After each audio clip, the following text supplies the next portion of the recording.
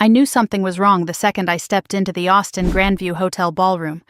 But the truth is, the night had already begun to unravel long before I walked through those doors. It started the moment my sister Ava turned toward the crowd, lifted her champagne glass, and said loudly enough for the entire engagement party to hear, "Everyone, come meet my fiancé. He's a real businessman, not like my sister who just types." She pointed at me then, dead center, under the chandelier light, like I was some stage prop she wanted to mock in front of 200 people. People laughed, cameras flashed, wine glasses clinked, and in that glittering room full of polite society smiles, I felt my face burn with the kind of humiliation that doesn't just sting, it brands itself into your bones. But that wasn't the part that froze the room. What silenced everyone was what happened next. Ava's fiancé Liam lifted his head, saw me standing there in my navy evening dress, and went completely still. His expression shifted so fast it was almost frightening. His hand dropped. His jaw tightened. Then he stood, chair scraping the polished floor, with the rigid, controlled posture of a man who'd just spotted something impossible. "Ms. Morgan?" he breathed. My sister blinked. "Huh? Who?" But Liam didn't look at her. He looked straight at me, eyes wide, stunned, as if a ghost had walked into the room. Then, in front of Ava, her friends, her in-laws, and every relative desperate to impress one another, he straightened and saluted, and the entire ballroom gasped. Hours earlier, before the humiliation, before the reveal, before I realized my own family would gladly throw me into traffic if it meant Ava got to bask in more attention, I was sitting at my desk at Sentinel Net headquarters, running on 72 minutes of sleep and an IV drip of black coffee. My brain felt like a tangled mess of neural networks after a 36-hour coding marathon. My body wanted bed. My calendar wanted blood. And in between the stress tests, debugging loops, and last-minute technical reviews for tomorrow's $8 million contract meeting, I kept catching myself staring at the clock on my monitor. Ava's engagement party. Just the thought made my stomach twist. I closed my laptop with a shaky exhale and rubbed my temples. The office lights were dim. Most of my engineering team had already left. Only the soft hum of servers filled the silence. I stood, stretched my aching back, and told myself for the 20th time that day that I could handle this. I'd survived worse. Corporate sabotage attempts, malicious AI attacks on our prototype, even a venture capitalist who tried to steal my algorithm. But nothing in my career had ever exhausted me like my family. My phone buzzed violently against the desk. "Ava, don't forget the cake, the 3-tiered one, and don't let the frosting shift this time." Before I could react, another message.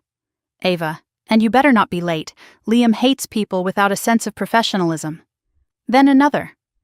"Ava, actually, can you transfer the deposit for the add-on venue decor? My card keeps declining." Then from my mother. "Mom, make sure you dress appropriately. No tech clothes. This is a real event." My throat tightened. The way she said real, as if everything I'd built, my company, my algorithms, my team, was imaginary, as if I spent my days juggling crayons instead of negotiating with national cybersecurity agencies. I shoved the phone into my bag and left my office before more messages could pour in. The elevator dinged softly as I stepped inside, leaning against the mirrored wall. I looked at my reflection. Dark circles, stiff posture, a face too familiar with responsibility and too unfamiliar with kindness.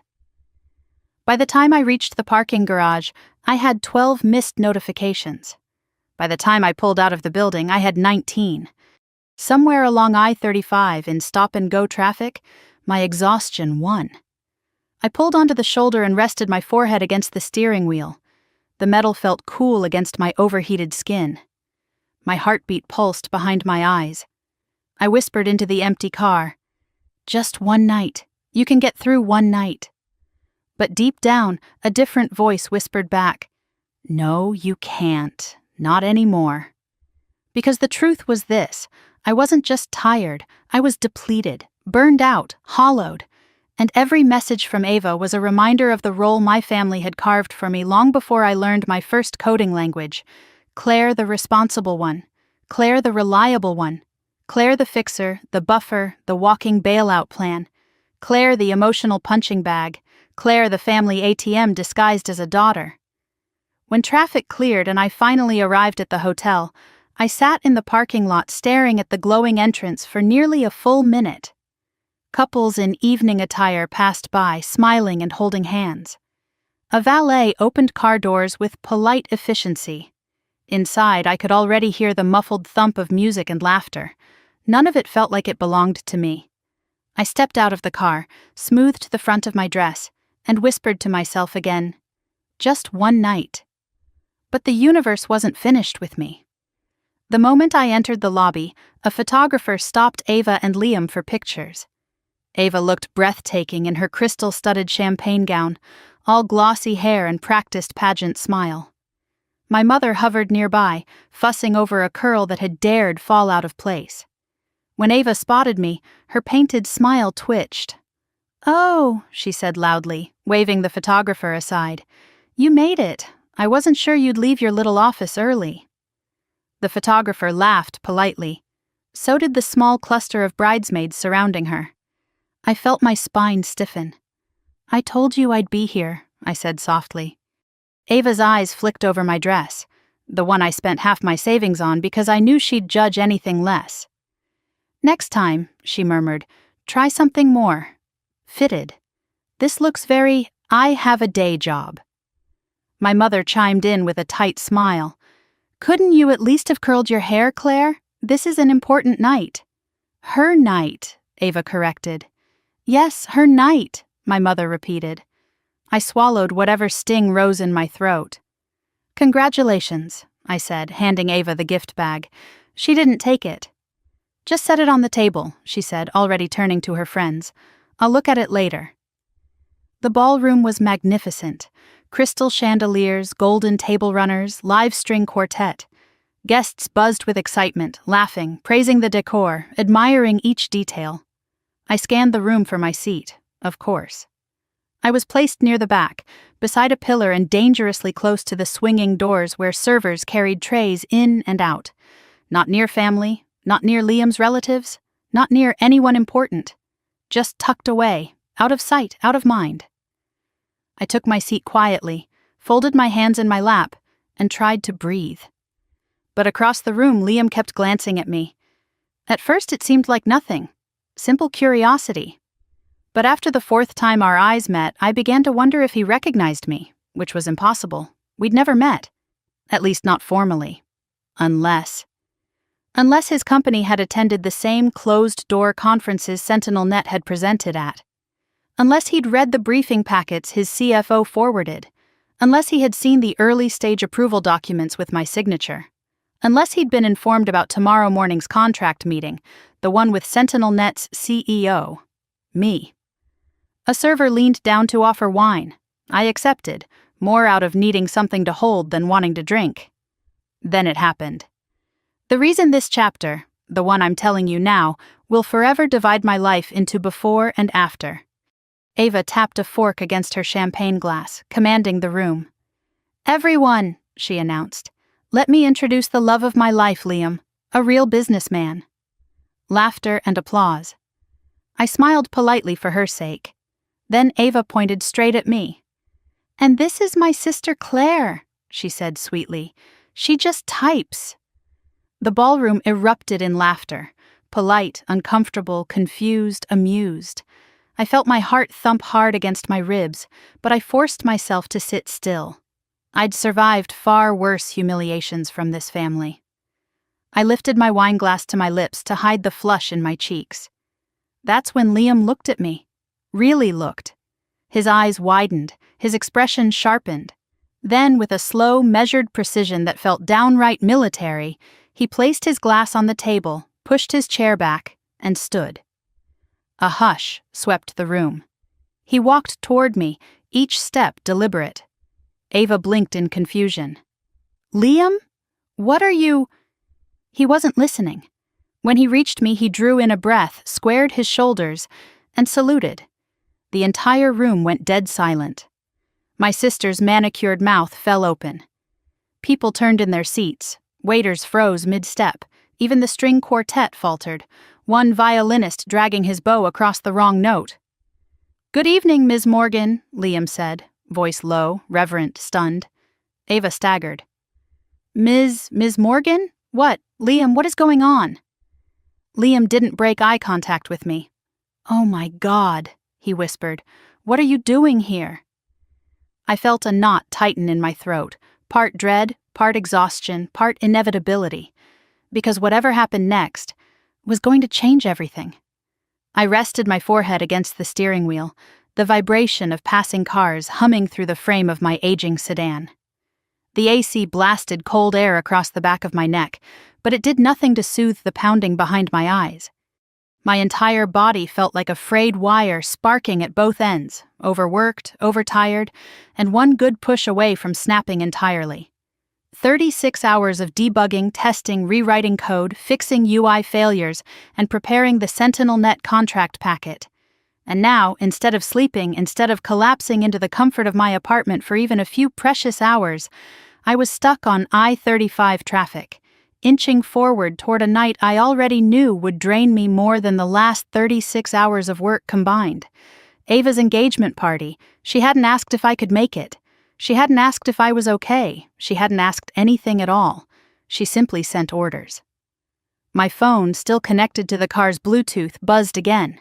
Once, twice, then in rapid machine gun bursts. Ding, ding, ding, ding. I closed my eyes. Please, not now. From Mom. "Don't forget to stop by the bakery for Ava's cake.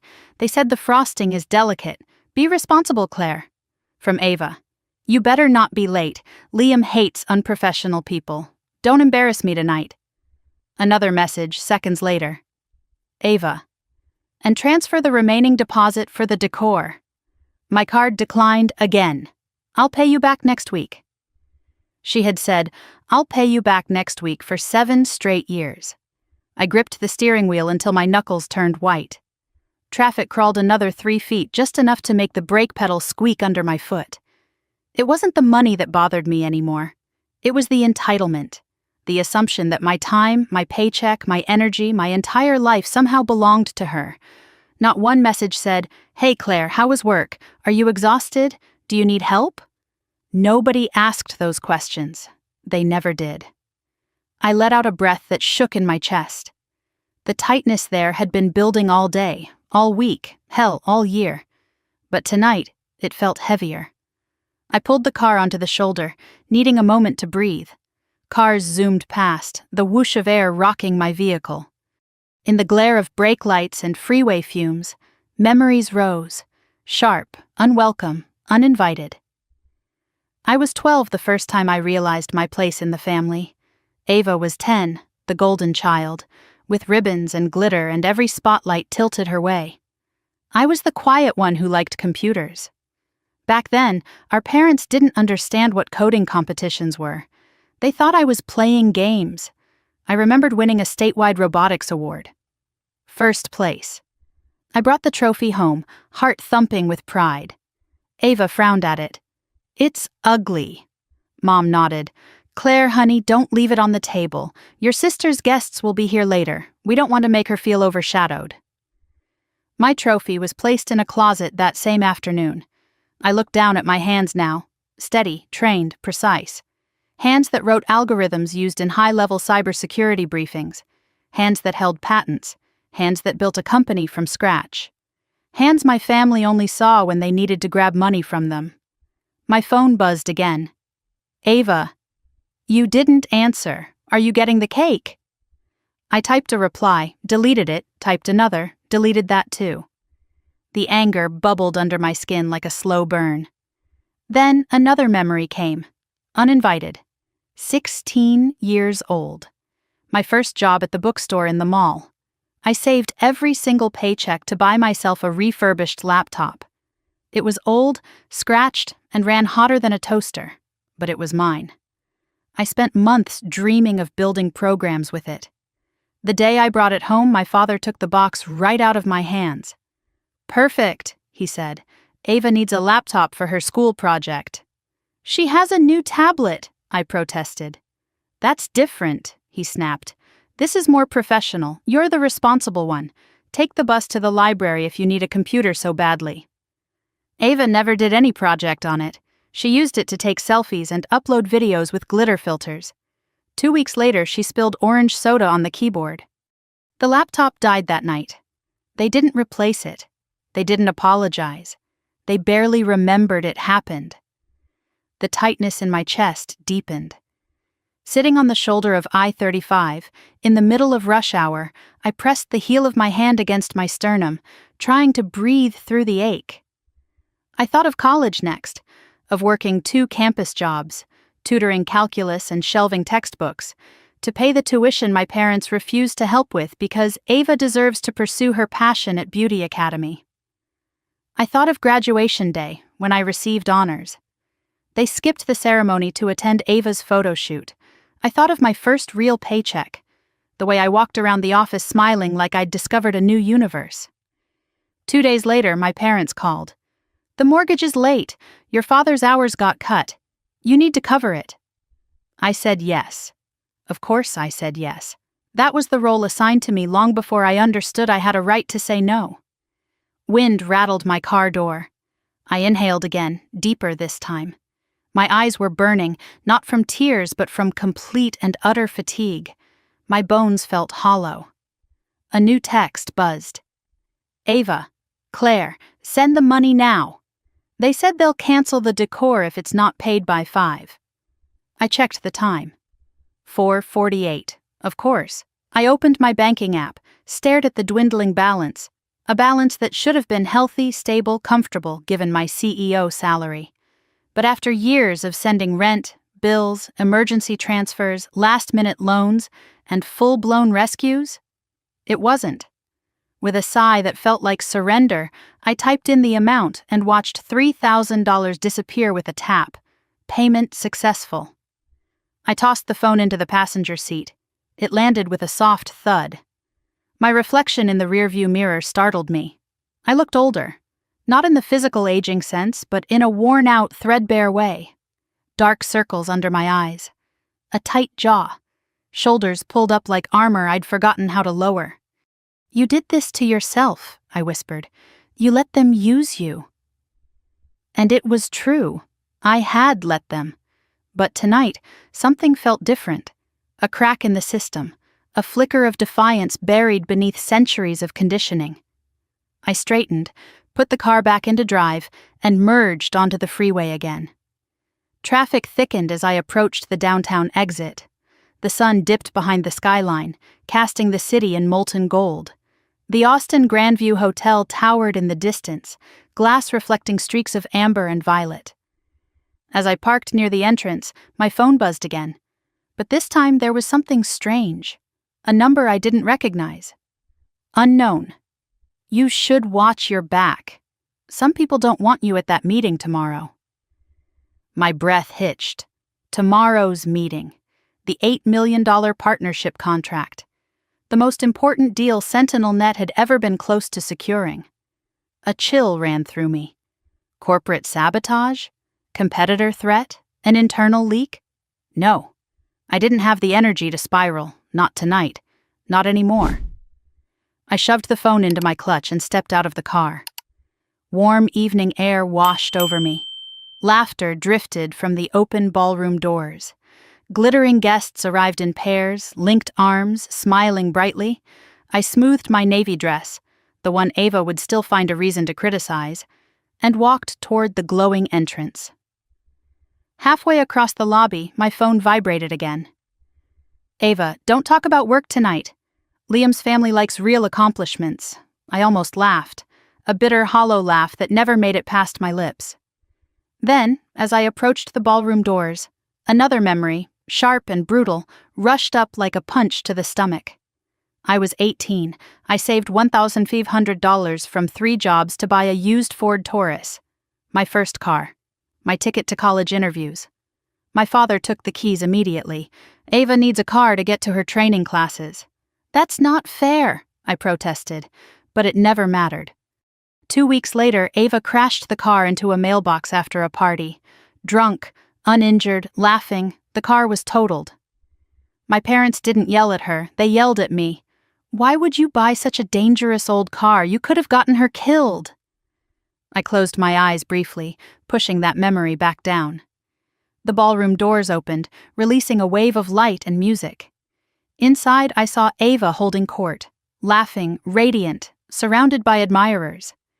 Liam stood beside her, tall and handsome, the perfect fiancé for her curated image.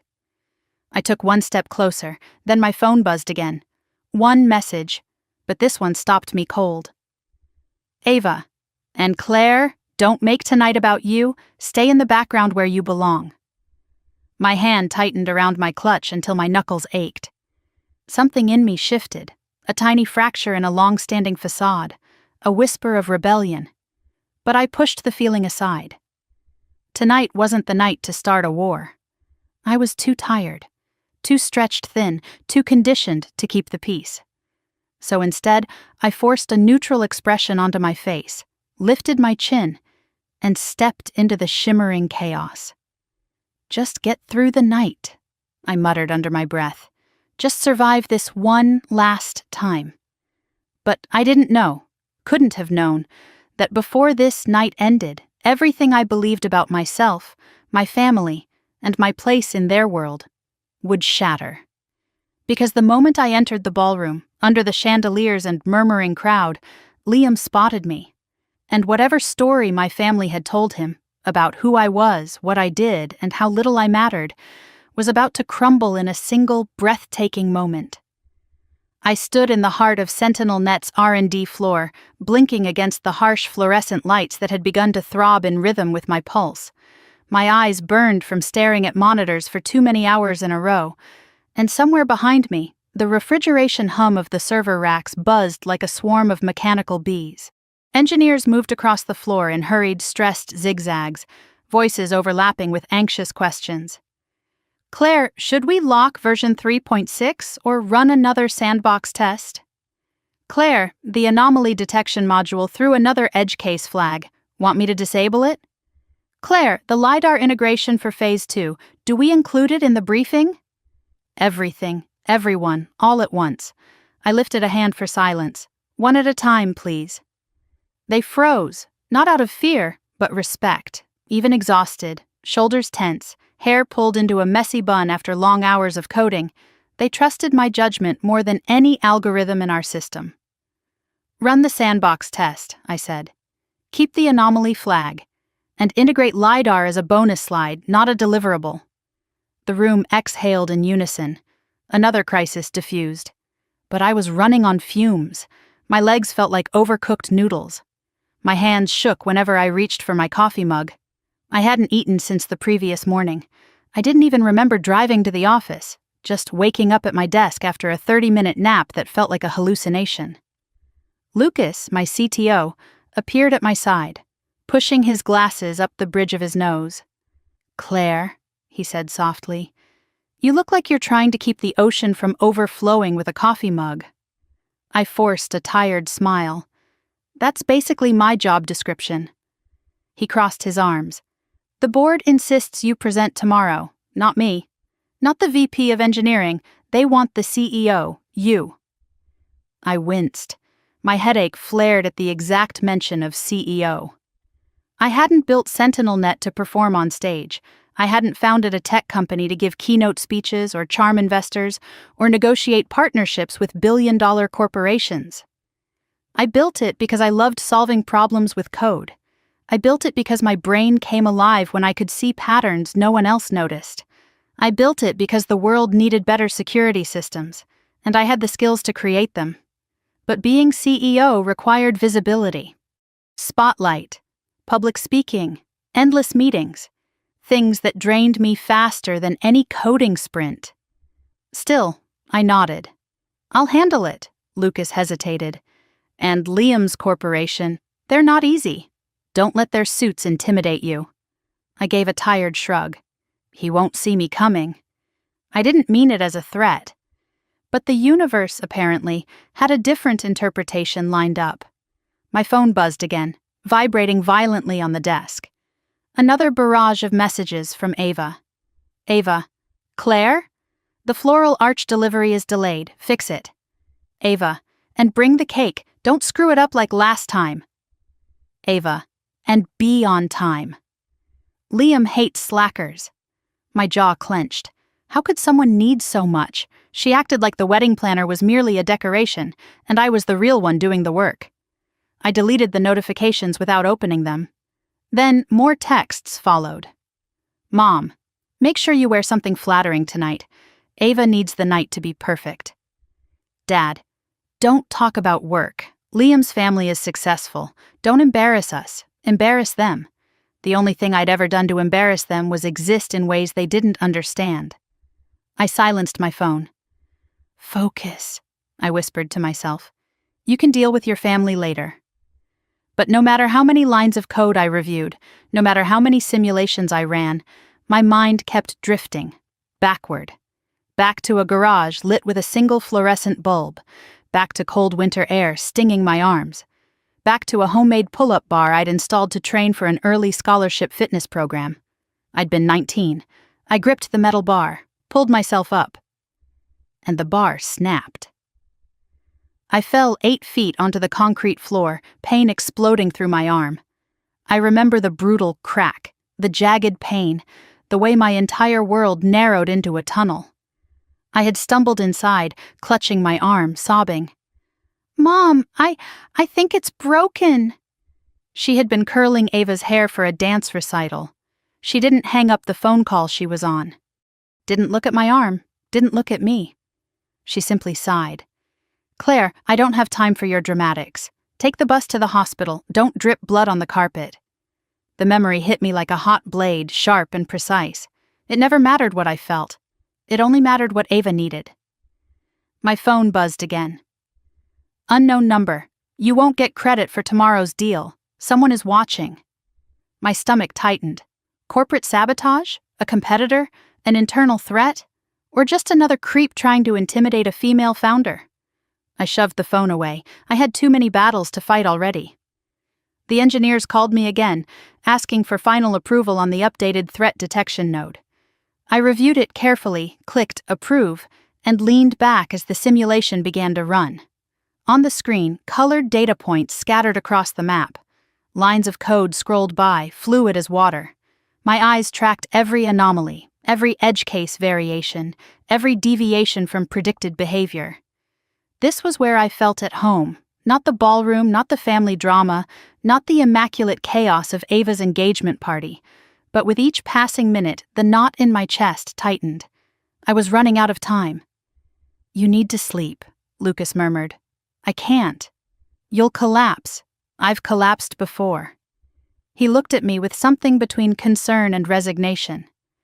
Then at least eat. I'll order something. But he didn't understand. My stomach was knotted tight. Eating felt impossible. I focused on the simulation.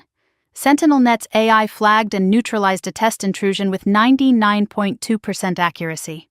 Success. I should have felt pride, relief, something. Instead, I felt numb. A half-hour later, I left the office, the world tilting slightly as I walked. My body was beyond tired. It was shutting down one piece at a time. The sky outside was streaked with orange and lavender as I got into my car. I turned the key and the engine hummed awake. I needed to shower, I needed to sleep. I needed a moment to myself, but I didn't have any. My phone buzzed. Ava. Did you pay the decor deposit? They said it's overdue. Ava. And pick up the cake. Mom. Claire, don't ruin this. Ava is very stressed. Dad. Your sister deserves this, Claire. Make the night smooth. There it was again. The lifelong mantra. Ava deserves. Ava deserves. Ava deserves. And what did I deserve? Silence, obligation, exhaustion. I drove home in a daze, the neon Austin skyline passing in blurry streaks. When I reached my apartment, I rested my head against the steering wheel again. For a long moment, I considered not going to the party, turning off my phone, ignoring the world, but I knew that if I didn't show up, If I didn't follow orders, I would become the villain in the family narrative. Ava would cry. My parents would blame me. They always did. So I forced myself upstairs, showered under scalding water, dressed in my navy gown, pulled my hair into something passable, slipped on heels that were a half size too small. And then I saw it. A notification from my bank. Transfer of $3,000 completed. I stared at the message for a long time. That money was supposed to go toward SentinelNet's legal fees this month, toward payroll buffer, toward my mortgage. But my family didn't know that. They didn't care. I took a breath, grabbed my clutch, and walked back to the car. As I drove toward the hotel, the city lights blurred like watercolor streaks. Exhaustion wrapped around me like a weighted blanket I couldn't remove. Another memory surfaced. Ava, 23, sobbing on my couch because she spent her entire paycheck on a designer purse and couldn't cover her rent. "I'm going to get evicted," she cried. "You have to help me." I had just gotten promoted to senior engineer. My salary wasn't huge, but stable. I transferred her the money, paid her rent. She posted online the next day about manifesting abundance. I tightened my grip on the steering wheel. By the time I pulled up to the Austin Grandview Hotel, the sky had turned indigo. The entrance was lit with gold uplighting. Guests in glamorous outfits filtered through the doors with buzzing excitement. I parked, turned off the engine, and closed my eyes. I whispered, "Just get through the night." But something inside me whispered back, "No, tonight is the beginning." I stepped out of the car and walked inside. Warm golden light washed over me. Elegant decor, music, laughter, the smell of roses and expensive perfume. Ava's night. Always Ava's night. I moved toward the ballroom doors, heels tapping on the marble floor. Then my phone buzzed again. "Ava, remember, don't brag about work. Liam's family is real business people." I almost laughed, out loud, bitter, exhausted laughter that tasted of old hurt. I tucked the phone away. As I reached the ballroom doors, the last memory, sharpest, most painful, hit me. The night Ava called at 3 a.m, hysterical because her credit card had been flagged for fraud and her business venture deposit was due by dawn. She begged me to salvage it. I drained my emergency fund that night, $10,000. She posted the next day, "Thank you, universe, for providing." Not, "Thanks to Claire." Never thanks to Claire.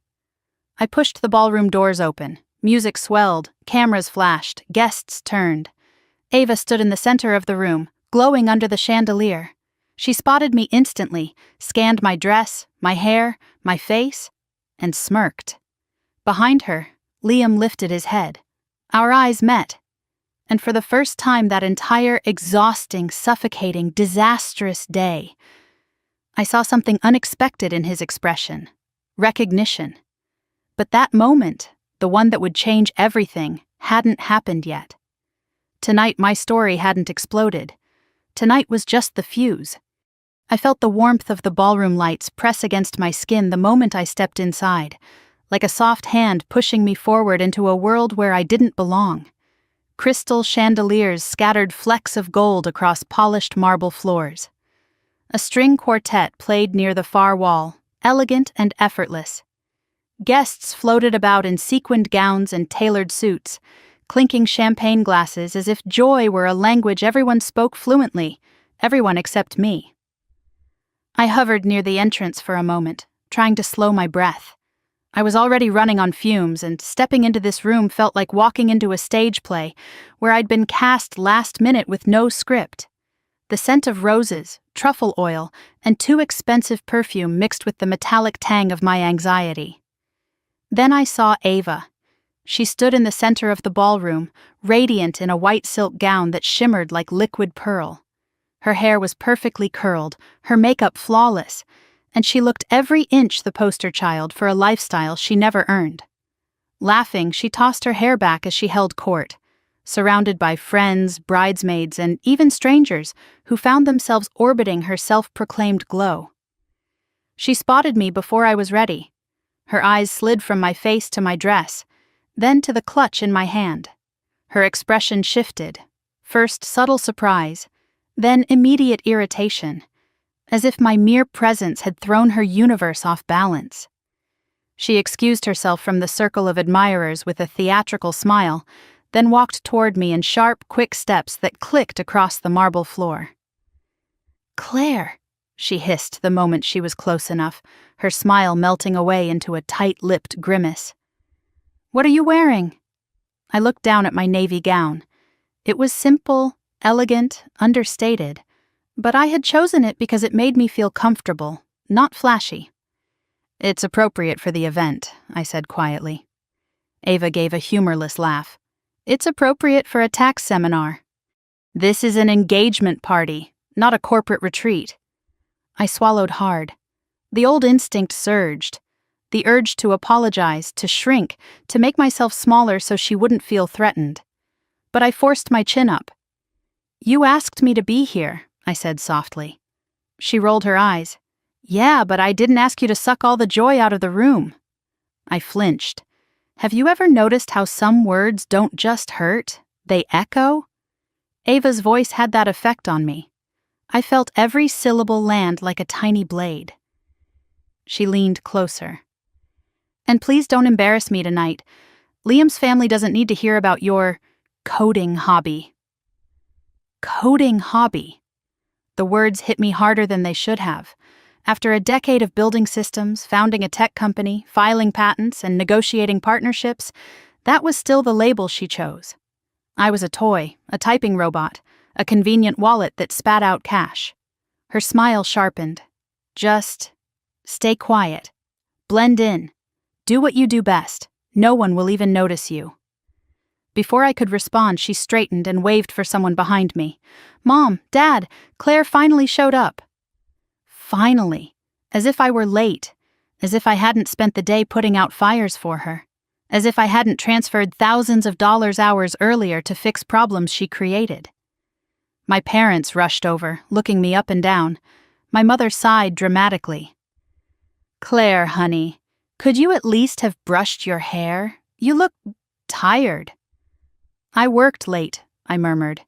She patted my arm like she was consoling a child. "Well, tonight is about Ava. Try not to make things weird." My father gave a stiff nod. "You know how she gets when you take attention off her." I blinked. "I haven't said anything." "You don't have to say anything," my father said sharply. "Just don't start your tech talk. Liam's family are real business people. They won't understand what you do." I felt myself shrinking again. Real business people. Implicit translation. I wasn't one. Before I could reply, someone approached behind me, a deep voice, polite and warm. "Ava, is this your sister?" I turned, and there he was, Liam, tall, confident, dressed in a charcoal suit that fit too well to be off the rack. His dark hair was neatly styled, his tie subtly patterned. He had the polished posture of someone used to speaking in boardrooms and commanding attention without trying. He smiled at me, a genuine smile, before Ava slid between us like a curtain. "This is Claire," she said brightly. "My older sister. She works in an office." Liam extended his hand. "Nice to meet you, Claire." I shook it. His grip was firm, professional. Before I could introduce myself properly, Ava chimed in again. "She types things, emails, reports, stuff like that. She's very organized." She laughed lightly. "Right, Claire?" My cheeks burned. My heart thudded against my ribs. Liam's brow creased slightly as if something didn't add up, but Ava immediately shifted the topic, pulling him away. "Come on, babe. The photographer needs us." They left without waiting for me. I stood there alone in a sea of glittering people, surrounded by laughter I wasn't invited into. But I wasn't the only one watching them. Near the bar, a suited man with graying hair stood perfectly still, observing me with quiet interest. I recognized him instantly. Richard Wolff, CFO of Wolff Dynamics. A man with a reputation for being sharp, calculating, and intolerant of nonsense. He nodded at me once, acknowledging me like an equal. It startled me, He definitely wasn't looking at me the way Ava and my parents did. Not like I was lesser. But before I could approach him, a familiar hand grabbed my elbow. My mother. "Claire," she whispered urgently, "the cake. Please tell me you picked it up." "Yes," I said, "it's in my car." She exhaled in relief. "Good. Ava would have had a meltdown." Then she leaned closer. "And Claire, please don't make tonight about you. You know how sensitive Ava is." I felt the corner of my vision burn. My life had been a series of don'ts. Don't talk too much. Don't draw attention. Don't overshadow your sister. Don't take up space. My mother hurried away before I could respond. I stood there, surrounded by diamonds, champagne, and soft jazz, yet I felt invisible, like a ghost pressed against glass. Guests circulated around me. I heard whispers. "Is that the sister? She's the one who still rents an apartment, right? I heard she works some cubicle job. She looks exhausted." Every whisper prickled under my skin. I made my way toward the bar, needing a moment to breathe. The bartender, a young guy with warm brown eyes, offered a sympathetic smile. "Rough night?" "You have no idea," I murmured. He poured a glass of sparkling water and slid it to me. "On the house." I sipped it slowly, focusing on the bubbles fizzing against my tongue. It grounded me. Then Sharp Heels approached, Ava again. She leaned her elbows against the bar, smiling sweetly at the bartender. "Can you get me another glass of the Cabernet? The expensive one?" Before he moved, she shot me a glare. "And Claire, could you not hog the bar? You're blocking guests." I stepped aside. Ava's smile sharpened. "Thanks." She lifted the wineglass, swirled it gently, then looked me up and down again. "You really chose navy?" she said. "It washes you out, and the neckline is just sad." My voice scraped its way out. "Ava, please just enjoy your night." She rolled her eyes. "I will, as long as you don't ruin it." Then she leaned closer, her breath smelling like expensive grapes. "You always do, though." The words sliced. She swirled her wine once more, then turned abruptly, and collided with a passing guest. Red liquid sloshed dangerously close to the rim. For a split second I saw her eyes light with mischief. She turned back toward me. "Ugh, Claire," she said loudly, "don't stand so close." And before I could react, she tilted the glass just enough. Reds splashed, not on my dress, not yet, but close enough that my heart stopped. Close enough that everyone nearby gasped. Close enough that I understood exactly what she wanted.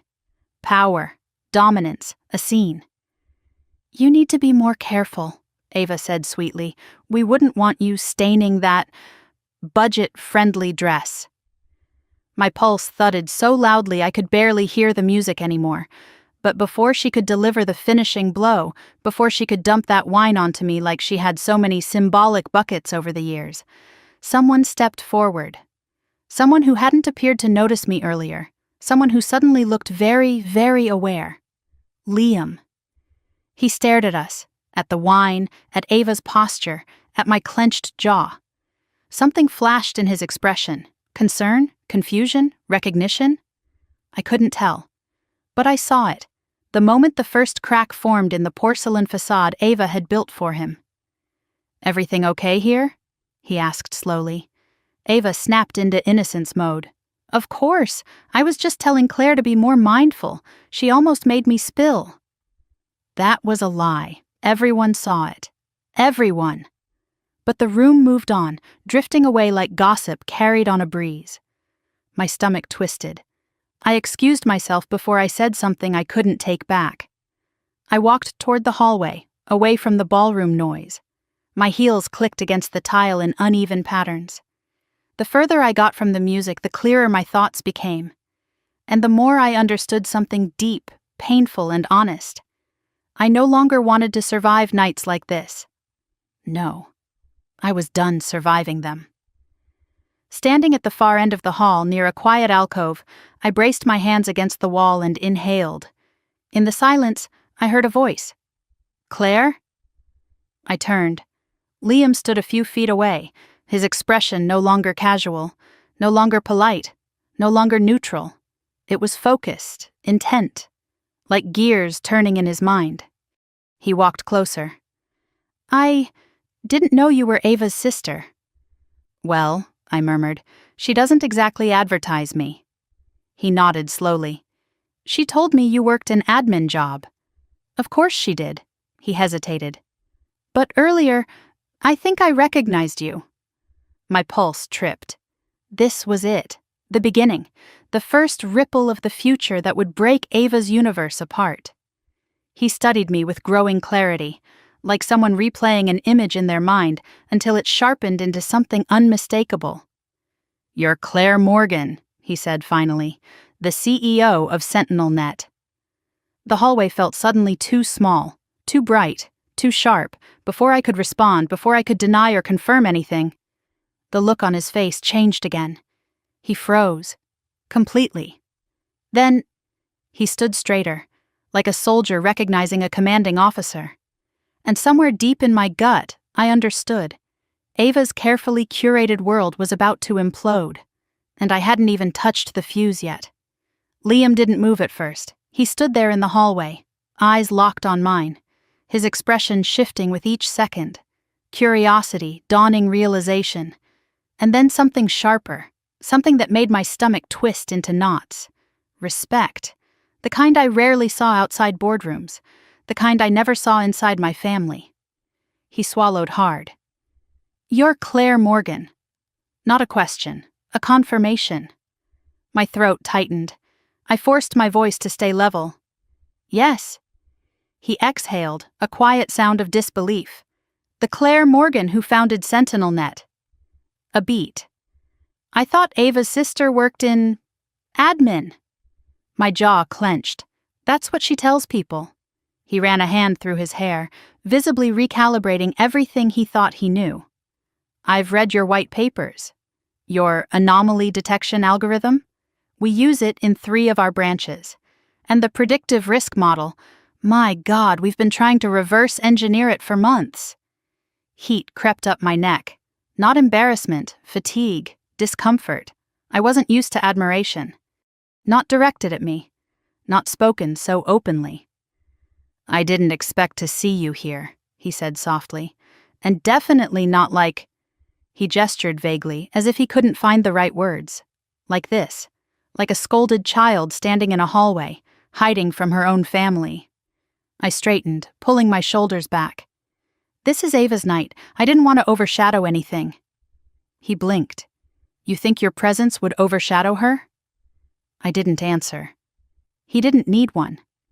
Before either of us could speak again, a sharp voice cut through the hallway. Babe, there you are! Ava's heels clattered toward us like warning signals. Her eyes snapped from Liam to me, and instantly her expression soured. Why are you talking to Claire? She demanded. Liam didn't move, didn't flinch, didn't smile. He studied her for a long moment before speaking. I was asking her about her work. Ava scoffed. Oh, please, she just does typing. It's not worth talking about. Come on, we need pictures. She reached for him. He didn't budge. Instead, he looked at her so quietly, so intensely, that Ava's hand fell back to her side. Ava, he said slowly, what exactly have you told me about your sister? She blinked. That she works in an office. And that she's... Well, she's not really career-focused. Ava waved dismissively. She does spreadsheets or whatever. She's smart, but not business smart. Liam turned his gaze to me. Something flickered behind his eyes. A silent apology for the lie he now saw unraveling. He looked back at Ava. Your sister is the CEO of SentinelNet. Ava laughed, loud, shrill, too loud for the nearly empty hallway. Liam, don't joke like that. Claire, CEO, she can barely handle her rent. Rent I paid with the money she drained. Ava, he said again, slower now. Claire's company is the one I'm meeting tomorrow. Finally, the color drained from her face. That meeting? She whispered. The $8 million deal, Liam confirmed. Ava's smile twitched. No, that must be a mistake. Claire could never— What do you think I do? I said quietly. Ava turned on me with the speed of a hunting falcon. You're lying. I lifted an eyebrow. You think I'd lie about this? Her jaw tightened. Why didn't you tell us? Because you don't ask, I said softly. You've never asked. Her face twisted, the first crack forming in her mask. So what? You're some big tech genius now. Since when? I could have answered. Since the day you stole my first laptop. Since I learned no one would come rescue me.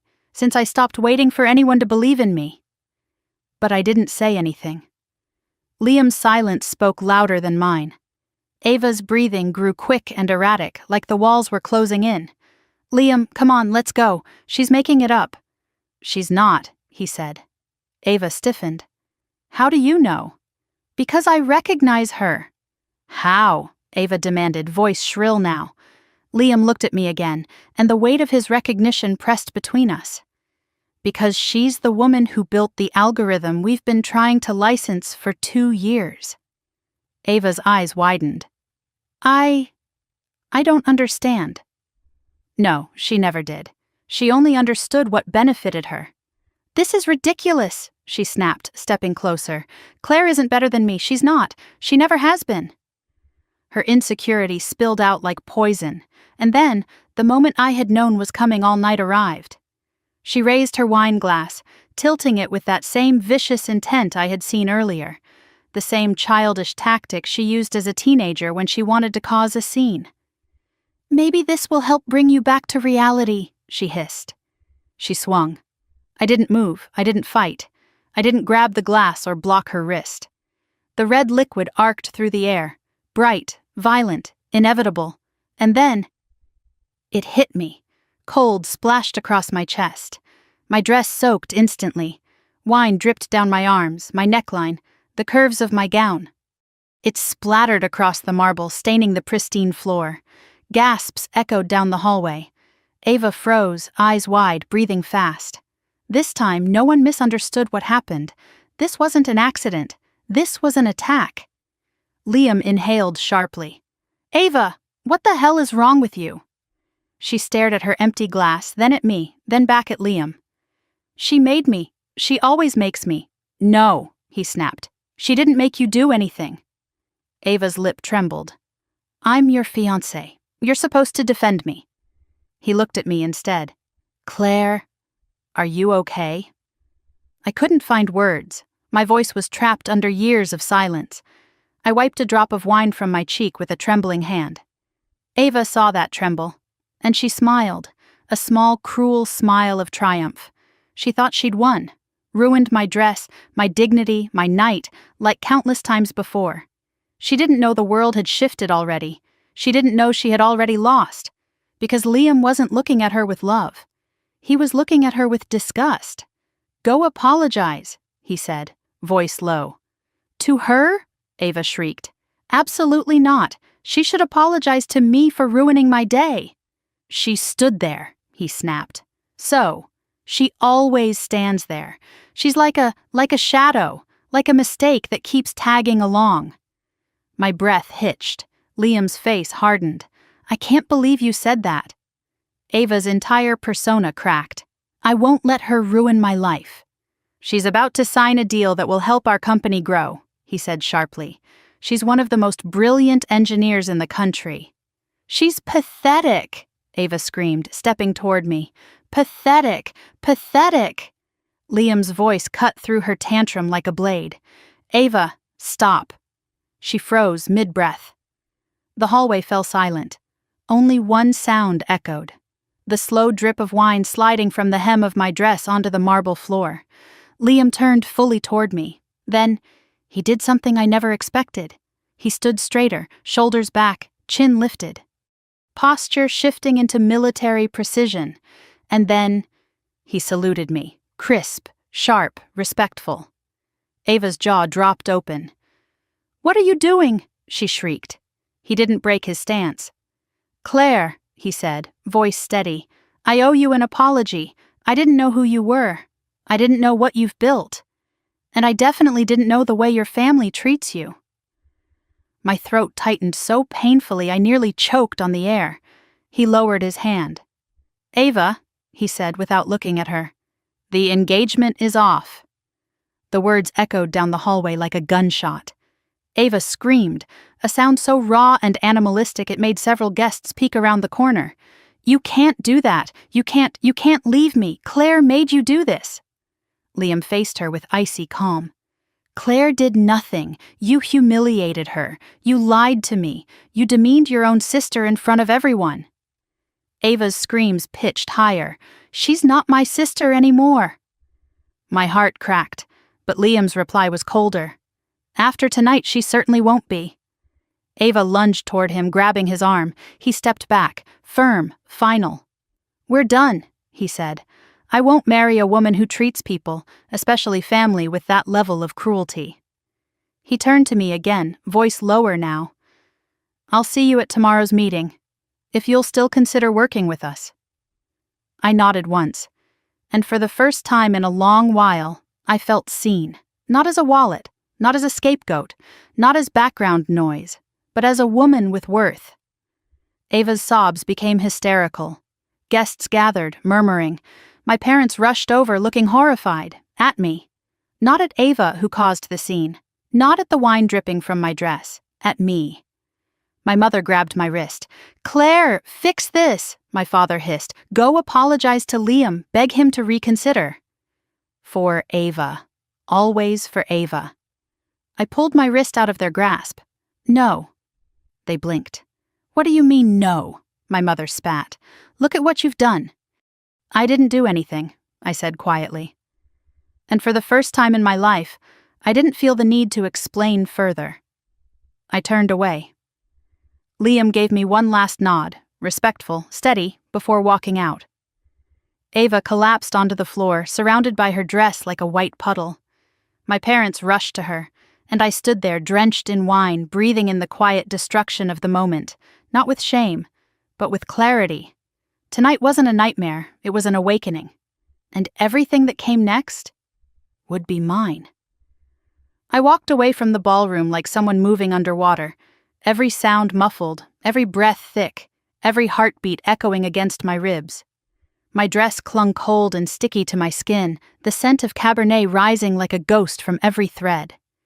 The hallway lights shimmered in long streaks, blurring at the edges. I felt hollow and weightless at the same time, as if someone had scooped out everything inside me and left only the shape of a woman behind. But even through the haze, one truth cut clean and sharp. I was done being their ATM. I was done being their punching bag. I was done being invisible. I pushed through the hotel's side exit, letting the cool night air slap against my overheated skin.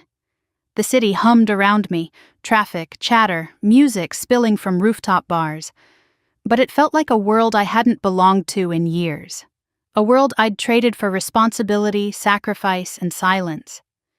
My phone buzzed again and again in my clutch. I ignored it. When I reached my car, I opened the door with trembling hands and sat inside without turning the engine on. I dropped my clutch onto the passenger seat, where it thudded softly, muffled by the leather. For a long moment I just sat, breathing, processing. And then, like a poison hitting the bloodstream all at once, the memories rushed in. Not gentle, not slow, violent, unforgiving. I rested my head against the steering wheel, and for the first time in hours, maybe in years, I let myself remember everything in order. The debts, the drained accounts, the birthdays forgotten, the emergencies that were never mine but always mine to fix, the rent payments, the late-night phone calls, the guilt trips, the manipulation, the times they told me, "You're strong, Claire. Ava is delicate. Ava needs you." Until delicate turned into selfish. Until selfish turned into cruel, and cruel turned into normal. I closed my eyes as one memory anchored itself above all others. Senior year of high school. The night everything changed. I had won a scholarship competition, a big one. Enough to cover nearly all my tuition at the engineering school I dreamed of attending. I came home clutching the acceptance letter, practically vibrating with excitement. My life had felt like it was just beginning.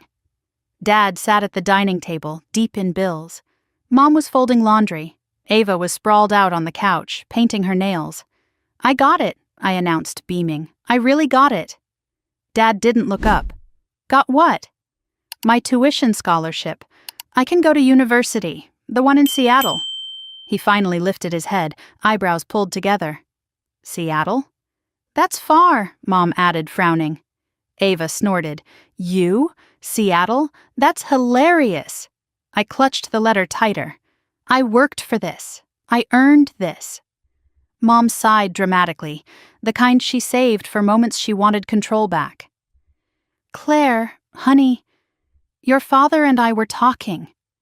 My stomach dropped. "About what?" "The scholarship." "What about it?" "We need it for Ava." The room tilted. I remember the sound I made. Soft, confused, fragile. "For Ava?" Mom gave me that patronizing smile she'd perfected over the years. "She wants to do the dance academy program. You know how much she's wanted that." "But she didn't apply," I whispered. "She didn't need to," Dad said. "Your scholarship can help her." "It's all family money anyway." I stared at them in disbelief. "It's not family money. I earned it." Ava rolled her eyes. "Don't be dramatic. You're good at school. You'll get another one." "You didn't even try," I whispered. She shrugged. "I don't need to. You're the smart one. Help me out." Help her. Help her. Help her. It was the beginning of everything. The night they took my future and emptied it into hers without hesitation. They never gave it back. Even when Ava dropped out of the academy after 6 months, it wasn't her passion anymore. They didn't apologize. They didn't acknowledge it. They just expected me to move on, to find another way, to carry the burden, the blame, the weight. And I did. Because back then, I still believed that family meant something unbreakable. Now, dripping wine and humiliation in a hotel parking lot, I realized family was only unbreakable when everyone held the same rope. My family had let go of my end years ago. My phone buzzed again. Then again. Then again. I finally lifted it, thumb hovering above the screen. 28 missed calls. 14 from Mom, 8 from Dad, 6 from Ava. I didn't listen to any of them. Instead, I scrolled through the text messages, each one more frantic and aggressive than the last. "Mom, how could you humiliate your sister?" "Mom, come back inside right now." "Mom, fix this before the guests leave." "Dad, Claire, get back here, talk to Liam, explain it." "Dad, don't ruin this family." "Ava, you stole my night." "Ava, you ruined everything like you always do." "Ava, come fix this or we are done. Done." The word rang hollow. We had been done long before tonight. I didn't reply. I didn't defend myself. I didn't apologize. Instead, I opened my banking app. I looked at the most recent outgoing transactions. $3,000 decor payment, $100 emergency rehearsal dinner bill, $600 Ava's urgent electric bill, $250 dress steaming for Ava, $900 medical bill. Ava forgot to pay $2,400 cash withdrawal Dad said was for something important. The numbers stacked like gravestones. My entire adult life laid out in silent, crisp digital lines. I stared at the total outgoing monthly support. Almost $7,000. $7,000. More than half my monthly income. Money I could have invested. Money I could have saved. Money I could have used to build my own life. But instead I funded theirs. For years. Without thanks. Without acknowledgement. Without love. I closed the app, chest hollowing out again. Then I called someone I never thought I'd call at this hour. My corporate attorney. He answered on the second ring, voice groggy. "Claire, everything okay?" "No," I said quietly. "I need you to draft a notice." "Work-related?" "No, personal." He paused. "All right, what kind of notice?" "A cease and desist." Silence. "Ava?" he asked. "No," I said. "My parents, too." And for the first time ever, the words didn't make me feel guilty. They made me feel free. After we ended the call, I sat still for several moments, letting the weight of the decision settle into me until it began to feel like something new. Strength. The The tightness in my chest loosened, replaced by something warm and startling. Relief. I turned the key in the ignition. The engine hummed awake. I pulled out of the parking lot, leaving the glitter and music and shattered illusions behind me. As I drove through the city, headlights streaked across my windshield like shooting stars. Every red light felt like a checkpoint. Every green light felt like permission. I wasn't driving away from something. I was driving toward a future that finally belonged to me. When I reached a quiet stretch of highway, my phone buzzed again. This time, it wasn't family. It was my CTO, Lucas. "Are you okay? You left the office so fast." I typed back, "I'm fine." And for once, it wasn't a lie. Another message appeared. "We need you bright tomorrow, boss. The meeting is big." I smiled faintly. Yes, tomorrow is important. Important for me, for SentinelNet, for my future. Then a third message came through from someone I didn't expect. "Liam, I'm sorry for what happened tonight. You didn't deserve that." I stared at the message until the screen dimmed. Then I typed a single reply. "Thank you." And nothing else. No explanation, no apology, no justifying my existence. I drove the rest of the way home in silence, soaking in the calm like medicine. When I finally reached my building, I carried my shoes in my hand and took the elevator up barefoot, wine-drenched gown trailing behind me like shed skin. Inside my condo, I locked the door. Then I blocked my mother. Then my father. Then Ava. I stood there, phone heavy in my hand, heart thudding quietly in my chest. I expected to feel fear, or sadness, or guilt. Instead, I felt nothing but peace. The kind of peace you only get after ripping a thorn out of your skin that's been lodged there for years. I peeled off the ruined gown, dropped it in the bathtub, and stepped into the shower. Hot water hit my shoulders, running down my back, mixing pink streaks of diluted wine as it flowed down the drain. With every drop that slid off me, something heavy slipped away too. Burden, obligation, fear, and somewhere deep inside, a spark lit, small, steady, growing. Tomorrow everything would change. Tomorrow I would walk into that boardroom not as the family disappointment, not as the wallet, not as the forgotten daughter. Tomorrow I would walk in as myself. Claire Morgan, CEO, engineer, founder, and no one, not Ava, not my parents, not anyone, would ever put me back into the shadows again. By the time I stepped into the SentinelNet lobby the next morning, the memory of the engagement party was still clinging to me like smoke after a house fire.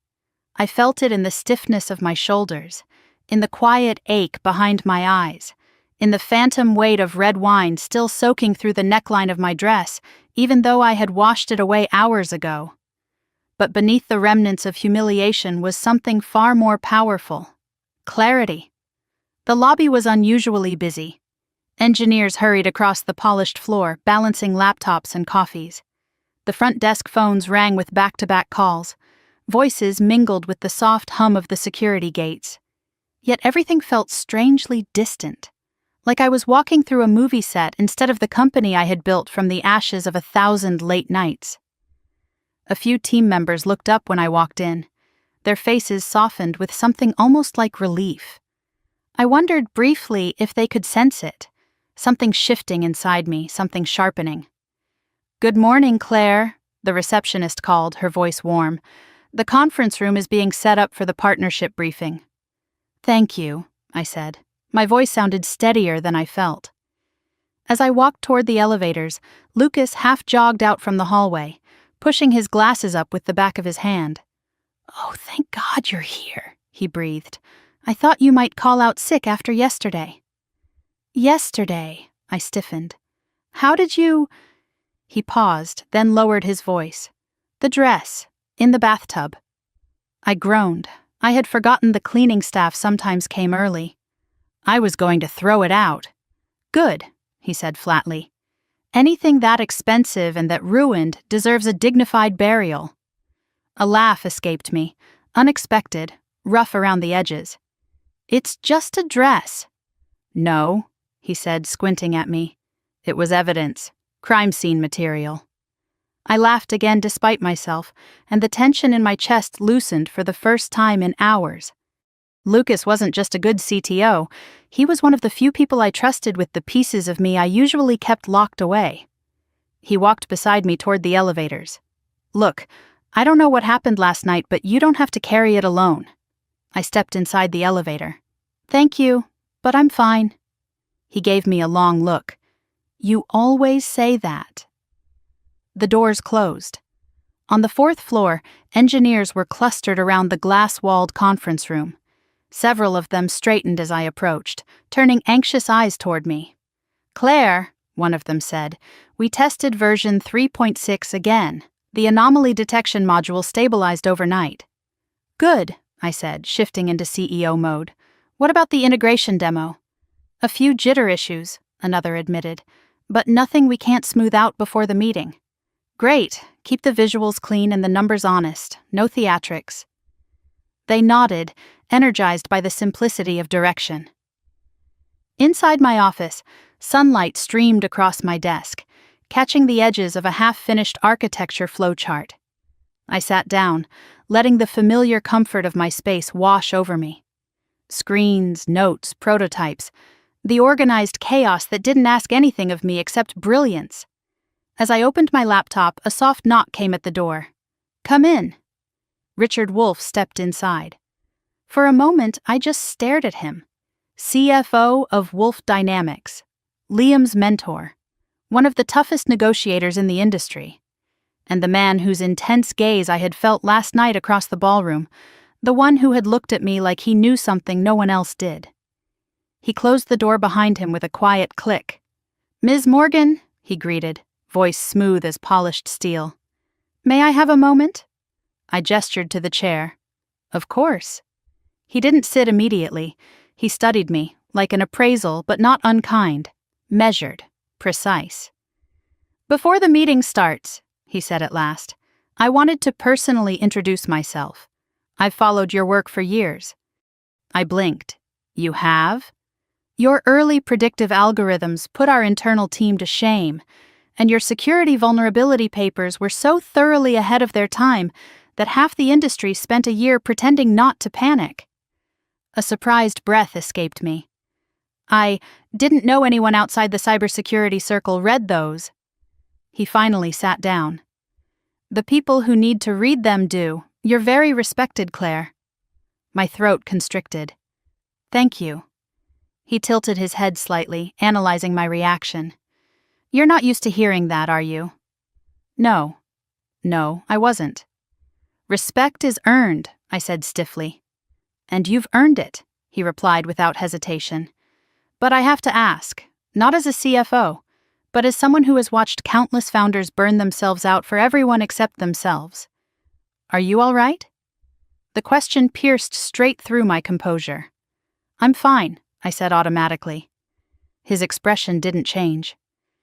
"Do you want to try that answer again?" Something in me cracked. I looked down at my hands. "I had a difficult night." "I suspected as much," he said quietly. "Liam called me after he left the hotel." I froze. What? He was concerned about you?" Richard paused. "Deeply concerned." I swallowed hard. I didn't ask him to. "I know." His eyes softened. "He did it because he wanted to."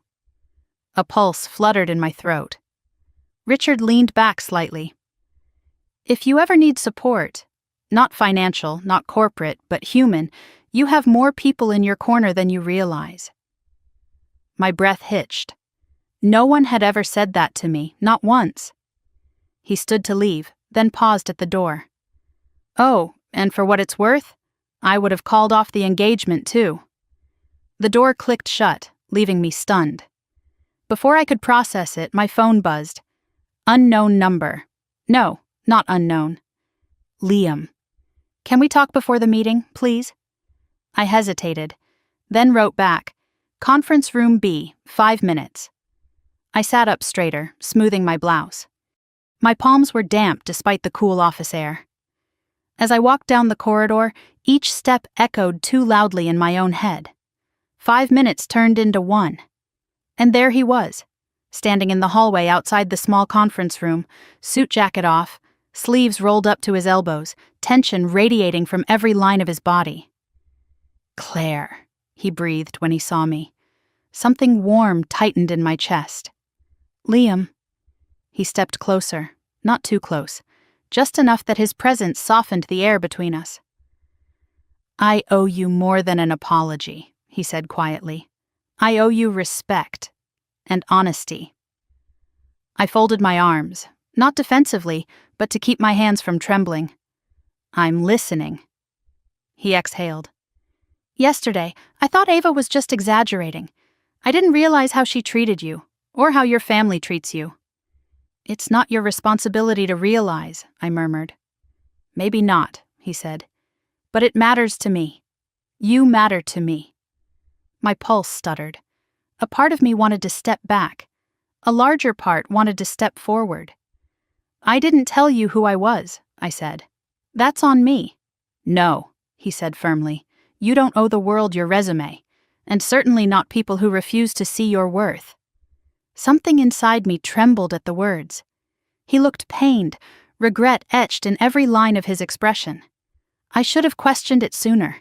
The way Ava spoke about you, the way she diminished you. His jaw tightened.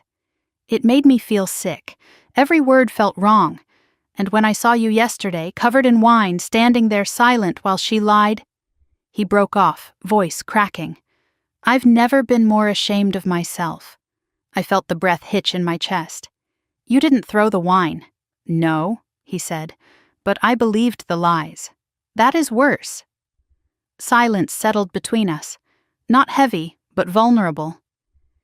"I don't expect you to forgive me," he said quietly. "I just needed you to know the truth." My voice came out softer than I intended. "I appreciate that." He gave a small, pained smile. "You shouldn't have had to go through any of that, not last night, not ever." He stepped back slightly, clearing his throat. "But I did want to say, if it's all right, that meeting with you today, it's the first thing I've looked forward to in months." Heat flushed my cheeks. "I hope you're not saying that because of what happened." "No," he said firmly, "because SentinelNet is brilliant, and because you're brilliant. I want to work with you, not your family's version of you." The sting behind my eyes surprised me. "We can talk business inside," I whispered. "Of course." He opened the door for me. Before I stepped in, he said softly, "And Claire, I meant what I said yesterday." I paused. "What part?" He held my gaze. "The part where I saw you, really saw you." I let out a slow breath and stepped into the room, not as the forgotten sister, not as the scapegoat, but as the woman who finally understood her own worth. The double doors of the executive conference room swung open in a polished, graceful motion, and suddenly every eye turned toward me. It wasn't the kind of attention I was used to. No judgment, no skepticism, no whispers behind manicured hands about how I didn't belong. This was the attention that came when people recognized authority, or when they were about to. The long mahogany table gleamed under the recessed lighting. Wolf Dynamics leadership team lined one side, CFO Richard Wolf at the head, senior analysts beside him, legal counsel scrolling through documents on sleek tablets. Liam stood near the center, suit jacket returned to its rightful place, posture straight and professional, yet his expression softened when his eyes found mine. SentinelNet's team filled the opposite side. Lucas, a few engineers, our head of product design, and a junior analyst who looked like he might faint at the sight of Wolf Dynamics' executives. I took my seat at the head of our table, my position, my territory. Richard nodded in greeting. "Ms. Morgan," I matched the nod. "Mr. Wolf," he offered a thin smile. "Shall we begin?" The room settled into a collective inhale of anticipation. This was it. The moment I'd bled for. The partnership I'd written code at 3 a.m. for. The milestone that would cement SentinelNet's place in the industry. Lucas began the presentation, hands steady despite the pressure radiating from every corner of the room. Screens lit up the far wall, casting shifting blue lines across the table. He outlined our architecture, predictive threat models, and integration plans. Richard interjected occasionally, sharp questions that sliced to the heart of the design. What assumptions does the model make under low bandwidth conditions? How quickly can the AI retrain in response to novel data? What safeguards exist for cross-system contamination? I answered each one calmly, cleanly, with the precision of someone who wrote the answers into existence. No hesitation, no fluster, no need to shrink myself. I was in my element. Then, Liam cleared his throat lightly and asked his first question. Not aggressive, not probing, but insightful. Let's talk about the multi-layered anomaly behavior mapping. How does your system differentiate between spoofed behavior signatures and authentic but rare data patterns without freezing the entire network? It wasn't a trap. It was respect. A professional asking another professional to go deeper. I leaned forward, fingers interlacing on the table. We don't freeze the system, ever. We route questionable signatures through a triage filter that compares them across 4 axes: temporal patterns, environmental markers, internal risk score, and deviation probability. If it flags as non-threatening but unusual, the AI observes it over a set interval before making any intervention. One of Wolf Dynamics' analysts blinked. You built that into live processing? That's revolutionary. Efficient, I corrected gently. Revolutionary is for marketing teams. I prefer reliable. Richard let out a small laugh. Not mocking, pleased. Liam's lips twitched like he was suppressing a smile. The room seemed lighter, almost energized. But not everyone was amused. 30 minutes into the meeting, my phone vibrated in my blazer pocket. Once, twice, then repeatedly buzzing in frantic bursts. Mom, Dad, Ava. I ignored it.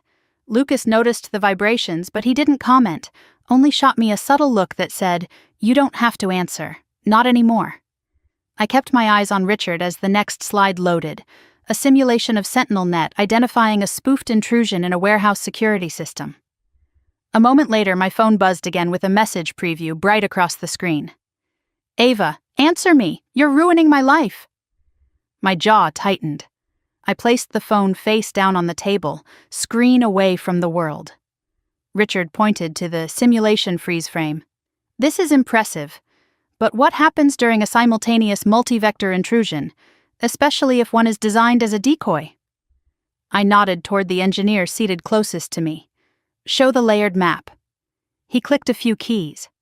The map expanded, splitting into 3 panels. Primary intrusion, shadow intrusion, false flag diversion colors bloomed across the screen as the AI traced the origins. A gasp rippled through the room as SentinelNet triaged, isolated, and neutralized each threat in real time. "This," I said, "is what differentiates us from your current vendors." Richard stared at the screen like he was watching the future unfold.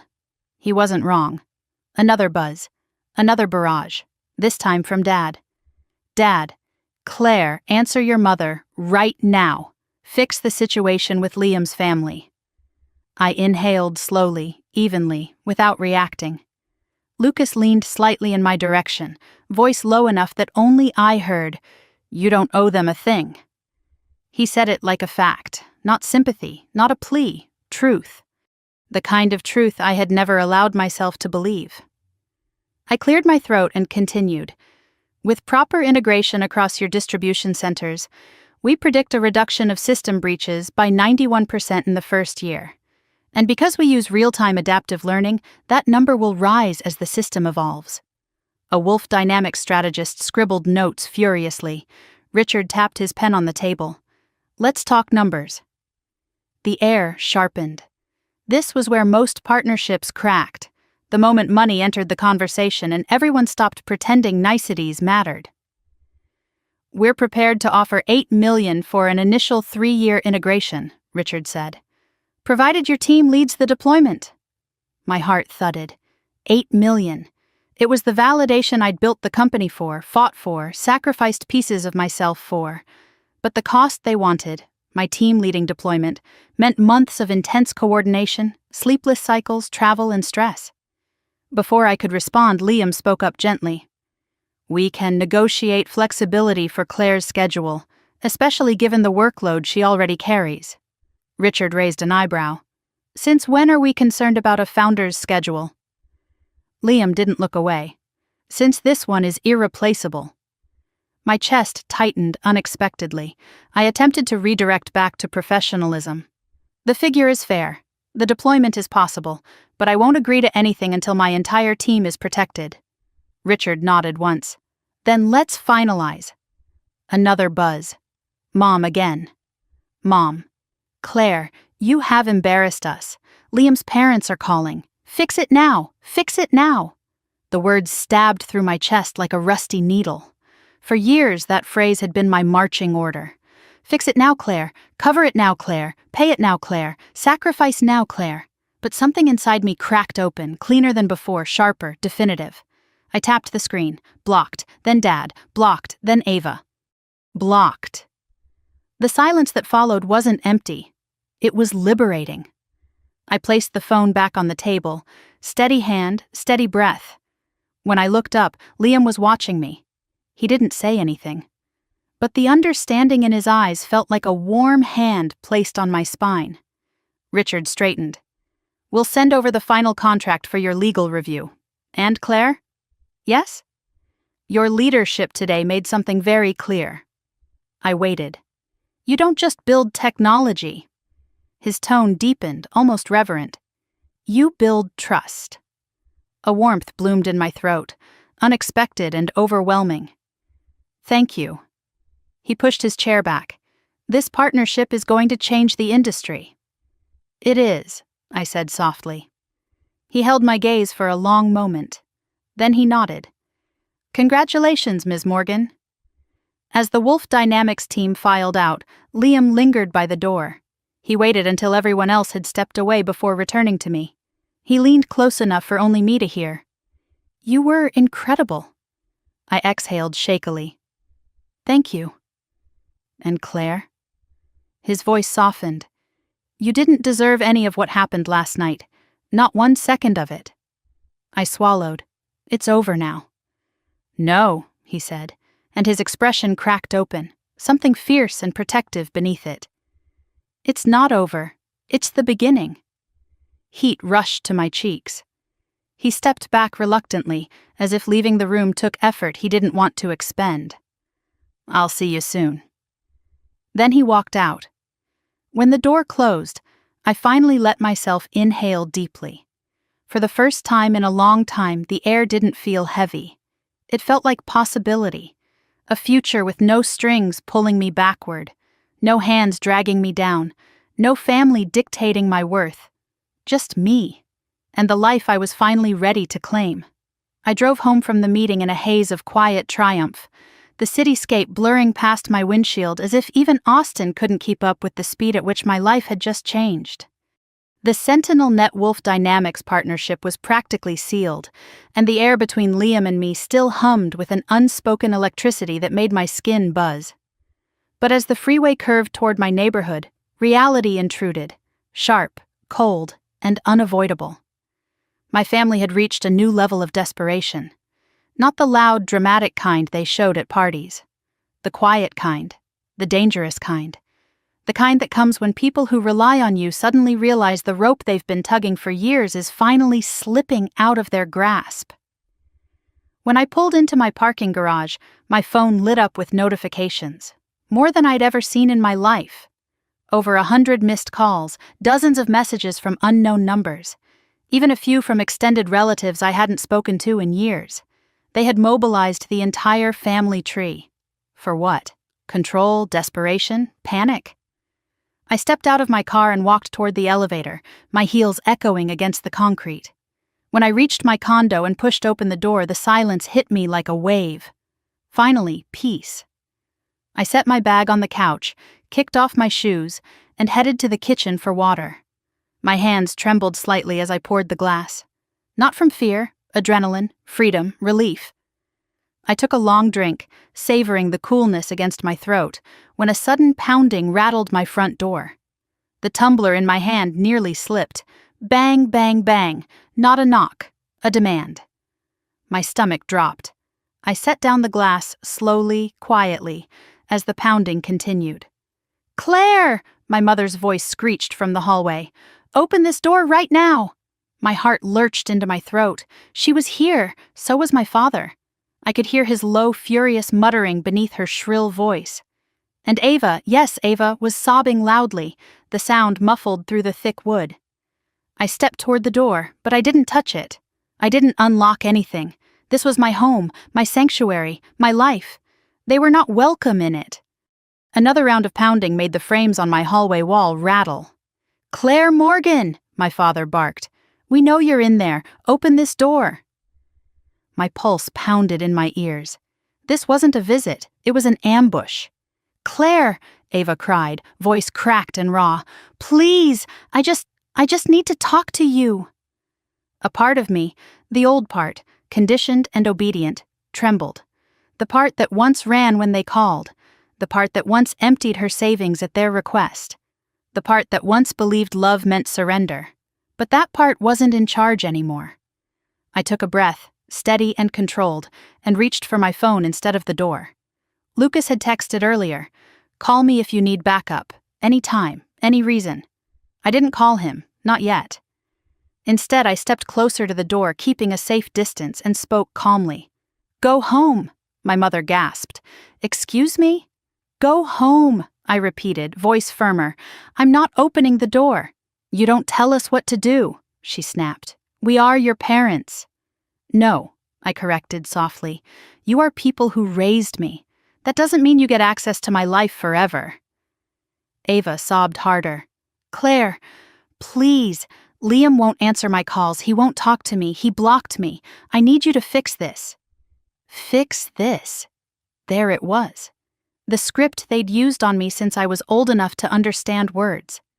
I swallowed the burn rising in my throat. "I'm not fixing anything for you." Ava banged on the door with her fists. "You ruined my engagement." "No," I said, "you ruined it, and you know that." "You could have stopped him," she screamed. "I didn't throw the wine," I replied. "I didn't lie about who I was. I didn't degrade anyone." "That's not the point," she sobbed. "You're my sister. You're supposed to help me."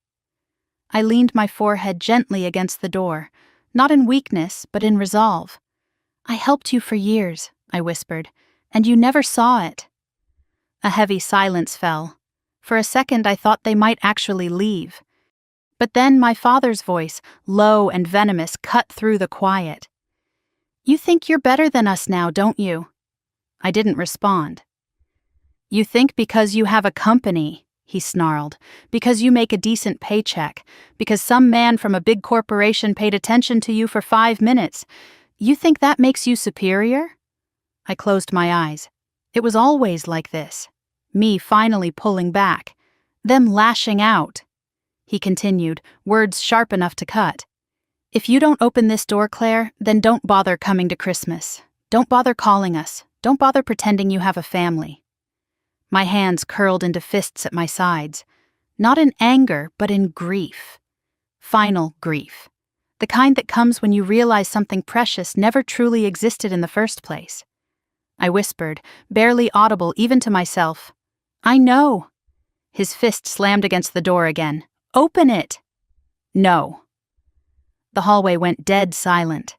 Ava sobbed into the stillness. My mother whispered frantic instructions to my father. He cursed under his breath. The tension crackled through the door like electricity. Then, a cool, detached voice sliced through the chaos. "Is there a problem?" I flinched. That voice did not belong to anyone in my family. Footsteps echoed down the hallway. My father stiffened. My mother gasped. Ava's sobs hiccuped into silence. I knew that voice. Liam. My stomach flipped. "What are you doing here?" my mother demanded. Liam's tone stayed calm, professional, but edged with steel. "I came to deliver a contract update to Claire, but it appears she has uninvited guests." The silence that followed was suffocating. "You're her fiancé?" my mother asked sharply. "No," Liam said. "I'm her business partner." The emphasis on partner lingered in the air. My pulse skittered. "She won't open the door," Ava wailed. "She's being cruel." "No," Liam corrected. "She's enforcing boundaries." My mother scoffed loudly. "We are her family." "She owes us—" "She owes you nothing," Liam said, voice colder than winter. "Especially not after the way you treated her." I pressed a trembling hand to my mouth. He saw it all, he understood it all, and he wasn't afraid to say it. My father stepped forward, his tone low and threatening. "Stay out of this. This is private family business." "No," Liam said, unflinching. "It's harassment." A sharp inhale from my mother, a gasp from Ava. "Claire," Liam called through the door gently, "do you want me to stay?" The question shattered whatever fragments of restraint I had left. I opened the door, slowly, carefully, not to let my family in, but to step out. The hallway lights cast a harsh glow across the chaos. My mother's pinched face, my father's clenched jaw, Ava's tear-streaked cheeks. Liam stood at the center of the storm with an expression like stone. His eyes softened when they landed on me. "Are you all right?" I nodded. He stepped slightly closer, just enough that our shoulders nearly brushed. A silent shield. My father's face reddened. "You think you can stand between us and our daughter?" Liam raised an eyebrow. "She's a grown woman, not your property," my mother sputtered. "She owes us respect." "No," I said quietly, stepping forward. "You owe me respect." All three of them froze. I looked at each of them in turn. "For years I paid your bills," I said softly. "Covered your debts, gave up opportunities, hid my accomplishments so Ava wouldn't feel overshadowed. I let myself be small to keep peace that never existed." A tear slipped down Ava's cheek. "But last night," my voice wavered, then steadied. "Last night showed me the truth. You aren't my family. You never were. Not in the way that matters." My mother gasped as if slapped. "How dare you? How dare you?" I cut in, my voice iron for the first time in my life. "Show up at my home and demand more of me after everything I've given?" My father pointed a shaking finger. "If you walk away from us now—" "I'm not walking," I said. "I already walked. Last night." Ava's voice crumbled. "Claire, please don't leave me. I don't know what to do without you." The saddest part? That wasn't manipulation. It was honesty, a raw truth she'd never said out loud. I exhaled, a long, painful breath. "It's time for you to learn." She broke into sobs again. My mother grabbed her shoulders protectively. "Fine, if that's how you want it, then don't expect us to come crawling back." "I won't," I said softly. My father shook his head, disgust curling his lip. "You're a disgrace." Liam stepped forward before I could respond. Voice slow, controlled, dangerous. "If you speak to her like that again, I will personally file a harassment complaint. And trust me, my legal team is much bigger than yours." My father's face drained of color. My mother dragged Ava away down the hallway, muttering curses and accusations under her breath. Ava looked back once, her face devastated, eyes pleading. I held her gaze, but I didn't speak. Not this time. The three of them disappeared around the corner. The hallway fell silent. Only then did my knees wobble. Liam caught my elbow gently. "Hey, easy." I leaned against the doorframe, shaking from the emotional fallout. "I'm okay." "You don't have to be," he said softly. "Not right now." For a long moment I just breathed. Slow, shaky breaths that tasted like grief and relief tangled together. Finally I looked up at him. "Why did you come?" He offered a gentle, lopsided smile. "Because you needed someone to show up for you." The words cracked something inside me, something old, something wounded, something that had been waiting years to hear that. Before I could respond, Liam's expression shifted from concern to something warmer, something that made my heartbeat slip. "Claire," he said softly, "you don't have to face any of this alone anymore." The air thickened between us.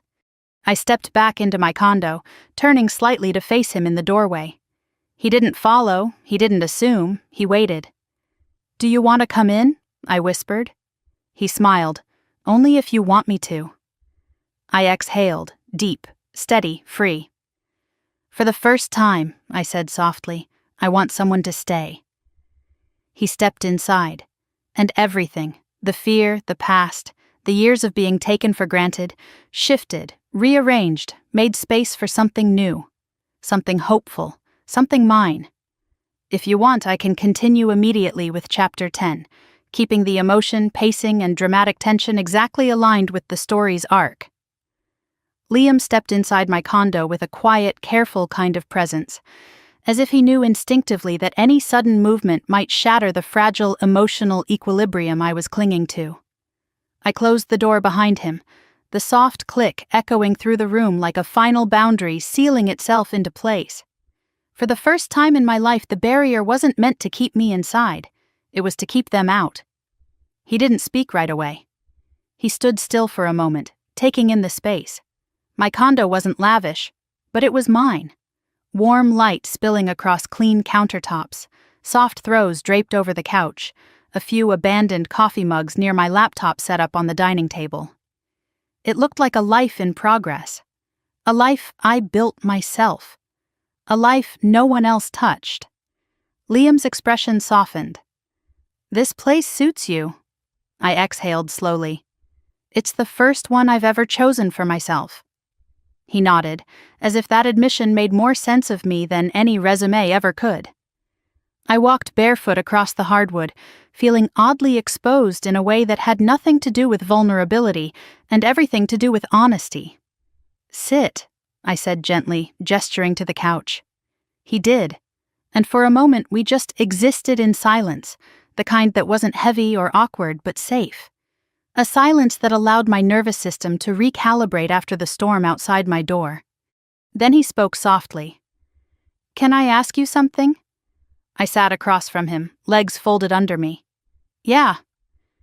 "What exactly tipped it over?"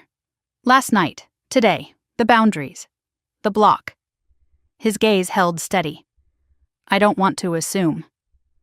I thought about that for a moment, about the years of slow erosion, the drip, drip, drip of demands, the constant minimizing, the guilt, the manipulation, the invisibility. And then I thought of one moment, one perfect snapshot. "Ava's face," I whispered. He frowned slightly. "When she threw the wine?" "No," I said, "after." He waited. "The moment before you yelled at her," I explained, voice growing steadier. "The second before the world shifted. That split-second look she gave me, it wasn't anger, it was—" I swallowed. "Victory." Liam's jaw tightened. "It wasn't the wine, it wasn't the insults, it wasn't even the lies," I continued. "It was realizing she enjoyed hurting me, truly enjoyed it, and that my parents saw nothing wrong." The smallest tremor ran through my hands. "I've been keeping peace for so long," I whispered. And suddenly I understood, nothing I do will ever be enough for them, and none of it has ever been about love. Liam leaned forward, elbows on his knees. "Claire, no one should have to earn basic respect from their family." I let out a shaky laugh. "Try telling them that." "I did," he said simply. "Tonight." My heart slipped a beat. His eyes locked onto mine, unwavering. "You deserve people who protect you. People who celebrate your success. People who don't drain the life out of you because they can." I couldn't hold his gaze for long. Not because it scared me, but because it felt too true, too gentle, too different from anything I'd ever been given. I blinked away the burn behind my eyes. "Thank you for coming. You didn't have to." He shook his head. "I did. I wasn't going to let you face that alone." Something warm unfurled inside my chest. After a minute, I got up and went to the kitchen. "Do you want tea?" Water? Coffee? I only have decaf after 5 or I'll never sleep again. He followed me, leaning against the counter with that quiet watchfulness he seemed to carry naturally. Tea is good, he said. I filled the kettle, my movements automatic. For so long my hands had moved with the tension of being needed too much. Tonight, they moved with the calm of being seen. As the water heated, Liam glanced at the stack of documents on my dining table. Flowcharts, integration plans, technical drafts. You worked all night, he said gently. We both did, I replied. SentinelNet doesn't run itself. Maybe you should let it, just for one night, I smirked. And risk a system meltdown? No thanks. He didn't laugh. Instead, he stepped closer, not enough to touch me, but close enough that the air shifted. Claire, he said quietly, I know you're strong. I know you're resilient. You've built something extraordinary with your bare hands, but strength doesn't mean you have to carry everything alone. I tightened my grip on the tea mug. That's the thing, I said. I wasn't strong for myself. I was strong for them, and it never mattered. It matters now, he murmured. It matters to me. My breath caught. The kettle whistled, sharp and sudden, breaking the moment. I poured 2 cups, handed him one, and we sat back on the couch, this time closer, side by side, knees almost touching. For a while we just sipped in silence. My condo windows framed the city lights like constellations drifting across glass. The hum of distant traffic sounded almost like ocean waves, soft, rhythmic, grounding. I set my mug down. Can I tell you something? Anything. I didn't block them because I was angry, I said. I blocked them because I felt nothing, absolutely nothing. He nodded slowly, understanding without judgment. That's not apathy, he said. That's healing. A soft laugh escaped me.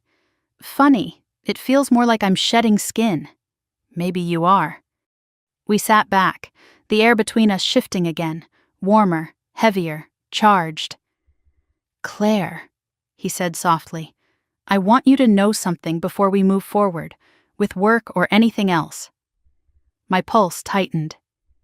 You don't owe me anything, he said. Not kindness, not trust, not answers. I don't want anything from you except what you want to give. My chest expanded painfully. Because no one had ever said that to me. Not my parents, not Ava, not anyone. I leaned back, eyes stinging despite myself. You're going to make this very difficult.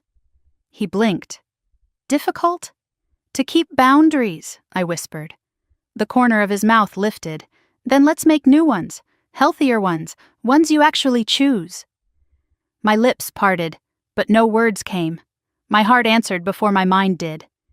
We sat there, the slow-building electricity pooling between us like a magnetic field. I didn't know how long we stayed like that.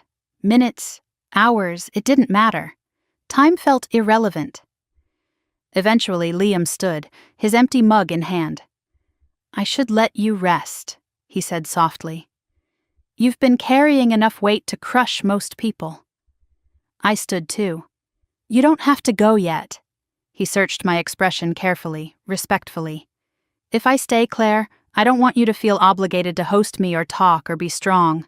I'll just be here, quiet, present. The air softened like warm silk. I want that, I said. He set his mug on the counter and sat back down on the couch. I joined him, tucking my legs under a blanket. He didn't inch closer this time. He didn't test any lines. He simply stayed. And that, strangely, meant more than any romantic gesture could have. At some point, exhaustion overtook me.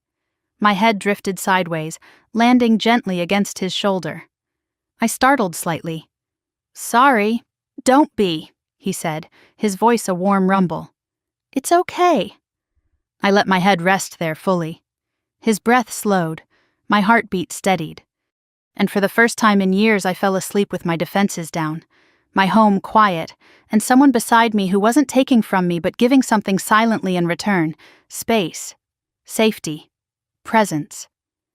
When I woke later, maybe an hour, maybe 2, Liam was still there, still steady, still silent, gently supporting my weight like he'd been built for it. I blinked sleep from my eyes. "You stayed." He tilted his head to look at me. "Of course." The simple answer nearly undid me. He stood finally, slowly, stretching the stiffness from his shoulders. "I'll go. You need real sleep." "Liam," I said softly, rising to walk him toward the door. "Thank you, truly." He paused at the threshold, eyes meeting mine with something deep and unreadable. "You deserve a life that doesn't drain you," he said. "I hope you'll let yourself have one." Then he stepped into the hallway. I watched him go, the door closing softly behind him. And I stood there in my quiet condo, breath steady, heart warm, understanding something for the first time. This wasn't the beginning of something romantic, not yet. It was the beginning of something far more sacred. A life where I was no longer alone. A life where I didn't have to earn love through sacrifice. A life where someone finally chose me without asking for anything in return. I woke the next morning to sunlight spilling through the blinds in soft gold bands, the kind of warm light that usually made me feel peaceful.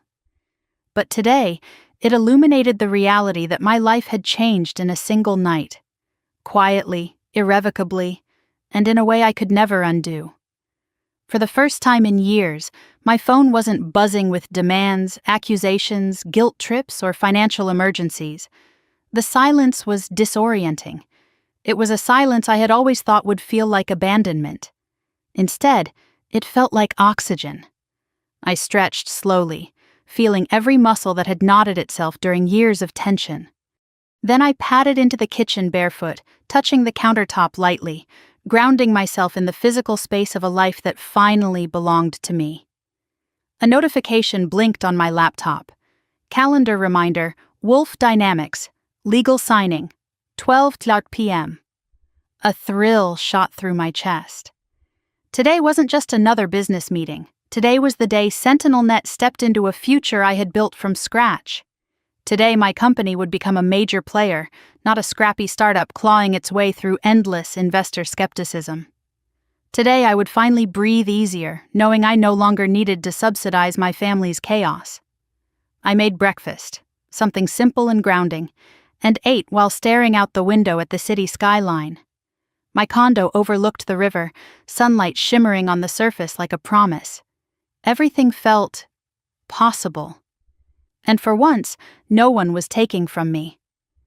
At 9, the quiet was broken by a gentle knock on my door. My heart stuttered.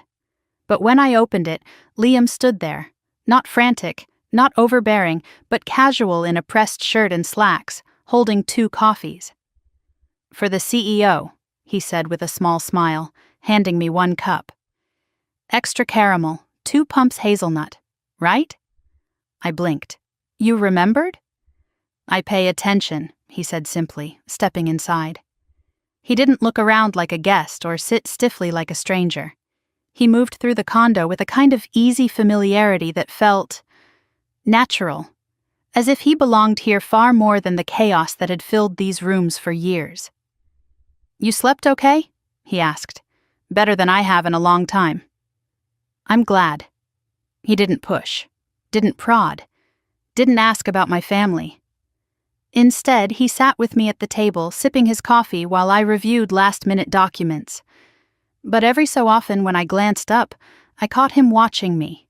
Softly, thoughtfully, like he was seeing pieces of me no one else had ever taken the time to notice. By 11, we headed to Wolf Dynamics headquarters together. Walking through the sleek glass doors beside him felt surreal. 2 days ago, he had been my sister's fiancé, a stranger with the wrong impression of me, someone I'd never expected to speak to beyond polite small talk. Now he was something else, not just a partner, not yet a romance, something between those things, something building. Inside the boardroom, documents awaited signatures, arranged neatly across the polished table. The legal team explained each clause, but Richard Wolf waved them off. "She wrote half the technical requirements," he said dryly. "She knows exactly what she's signing." I smiled despite myself. Richard handed me a pen. "Claire, your work is about to change how our security division operates. We're lucky to have you." That word, lucky, hit me harder than expected. No one in my family had ever told me they were lucky to have me. They had said they needed me, expected me, used me, but never appreciated me. As I signed the final document, a subtle wave of emotion surged through me. Not just pride, liberation. SentinelNet was funded. My team was secure. My work was valued. I was valued. After the meeting, the team congratulated me, shaking my hand, clapping my back. Even the notoriously stoic COO offered a nod of respect. Liam stayed close, not hovering but present, sharing small smiles whenever our eyes met. When the crowd finally thinned, he touched my arm lightly. "Come on," he said. "There's something I want to show you." He led me up a flight of stairs to the rooftop terrace, a private balcony used only by senior executives. The city sprawled beneath us, the wind brushing against my skin lightly like a whisper. I leaned on the railing, inhaling the night air as the sun dipped into the horizon. Liam stood beside me, hands resting on the steel rail. "For what it's worth," he said quietly, "I'm proud of you." My throat tightened. Not because he said it, but because I believed him. I asked softly, "Why did you stand up for me? Last night, this morning, even now?" He looked at me with that same steady, unwavering gaze he'd had in the hallway. "Because you needed someone to," he said, "and because I couldn't watch them tear you apart. You barely know me." He shook his head. "I know plenty." I waited. "You're brilliant. You're resilient. You're kind, even when no one returns the favor. And you carry the weight of 3 people's selfishness on your shoulders without ever asking for help." His voice softened. "And shouldn't have to." A warmth spread slowly through my chest, like a sunrise expanding behind my ribs. Then he said something I never expected to hear. "You're not invisible anymore, Claire." My breath caught. He took a step closer, not touching me, not crowding me, just close enough that the space around us changed, charged. "I want to be part of your life," he said softly. "But only if you want that too. Only if it's something you choose freely, not out of gratitude, not because I helped you last night." I looked at him. Really looked. The sincerity, the gentleness, the quiet strength. And I felt something unspoken shift inside me. "I don't want a savior," I whispered. "I don't want to be one," he replied. "But I do." My voice trembled. "I do want someone who stays." He inhaled sharply, and for a moment the entire world felt like it was holding its breath. But I wasn't ready yet, not for labels, not for promises.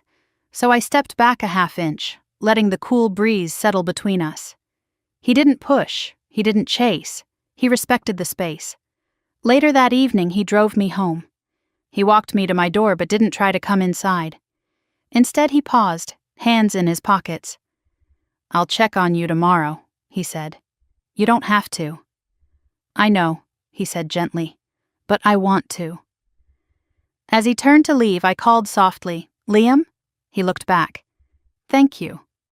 The smile he gave me was small but warm enough to melt something frozen inside me. When I finally stepped into my condo, I sank onto the couch, letting the quiet settle around me like a soft blanket. And as I curled under a throw, watching city lights dance through the window, I realized this chapter of my life wasn't just about revenge. It wasn't just about breaking free. It was about rediscovery, about rebuilding, about healing. And the woman I was becoming? She was someone I was finally proud of. The auditorium lights dimmed as people took their seats, their quiet murmurs blending into a low hum that vibrated through the polished floor. I stood backstage, the weight of my new life pressing gently but firmly against my ribs. My palms weren't sweating, my knees weren't shaking. For the first time in as long as I could remember, I was standing exactly where I was meant to be, with no one pulling me backward. A stagehand gave me a nod. You're up after the citation. I breathed in slowly, letting the air settle deep in my lungs. This ceremony wasn't for a military rank. It wasn't even for a public award. It was the recognition event Wolf Dynamics hosted for major partnerships. A symbolic moment designed to honor leaders who had transformed the company's trajectory for the year. And today, they were honoring SentinelNet. They were honoring me. From behind the curtain, I heard the announcer's voice echo across the auditorium.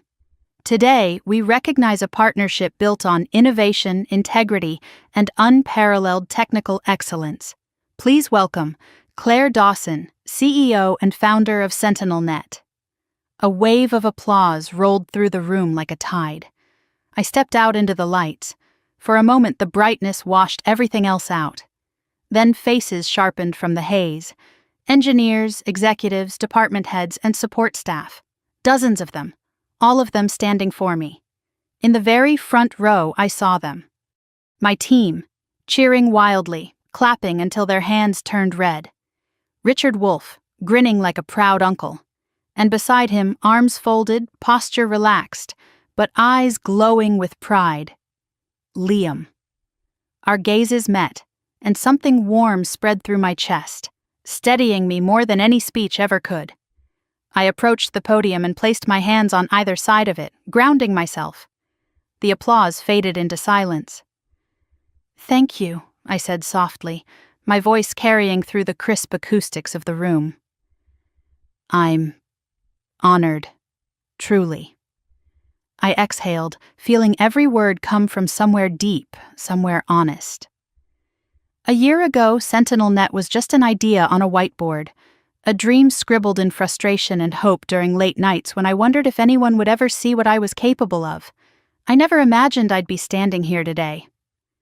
A ripple of quiet laughter moved across the audience. I spent years believing that success meant keeping everyone around me supported, even when it tore pieces out of me. I believed family meant sacrifice. I believed love meant giving until I had nothing left. But what I learned this year, what changed my life, was realizing that sacrifice without respect is not love. And family isn't defined by DNA. I glanced again at the front row. My chosen family. People who showed up. People who believed in me without asking for anything in return. I learned that sometimes the people who are closest to you by blood can be the ones who hold you back the most. And sometimes the people you meet along the way are the ones who help you rise. Liam's expression softened, just enough that I felt it like a hand on my shoulder. I continued, "I built SentinelNet in the shadows, late at night, on weekends, during holidays where I sat alone with my laptop instead of at a family table. It was my lifeline during some of the hardest years of my life. And seeing all of you here today, supporting the work we've done, it means more than you know." A soft hush filled the room, the kind that meant people were truly listening. To everyone at Wolf Dynamics, thank you for believing in our technology. Thank you for believing in me. And to my team, thank you for being the family I didn't realize I needed. You taught me what loyalty looks like, what respect feels like. My throat tightened, but I held steady. "And finally," I said, voice lowering, "thank you to the version of myself who didn't give up, even when no one saw her worth, even when her own family made her feel invisible. She fought for this moment, and I'm standing here because of her." Applause erupted again. It washed over me like warm rain, cleansing and affirming all at once. After the ceremony, I was ushered into a reception hall filled with champagne, congratulatory handshakes, camera flashes, and warm smiles. My team surrounded me immediately, shouting jokes about becoming famous, arguing over who had known I'd make it this far first.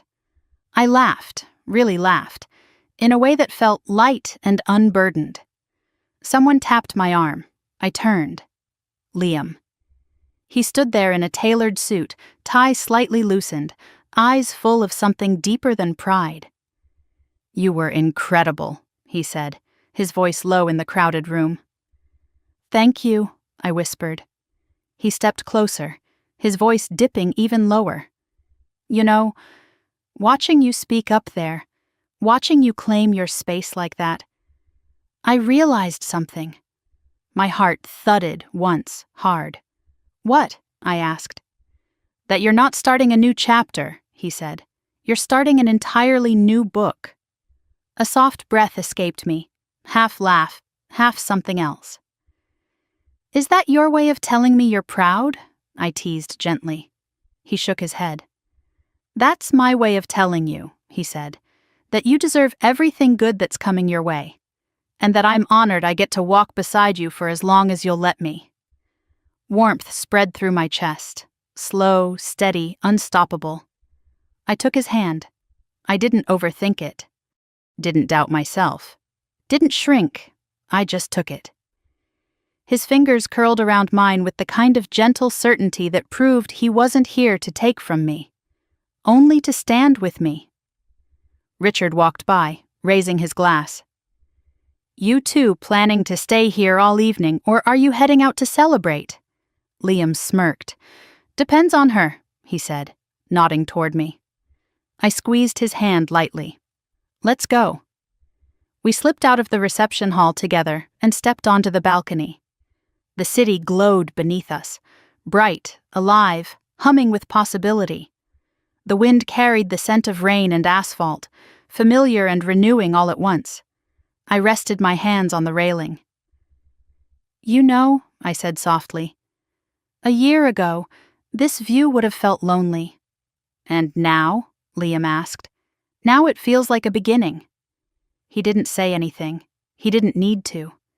We stood there in quiet companionship, letting the weight of the moment settle. My heart felt full in a way I didn't recognize. Steady, rooted, safe.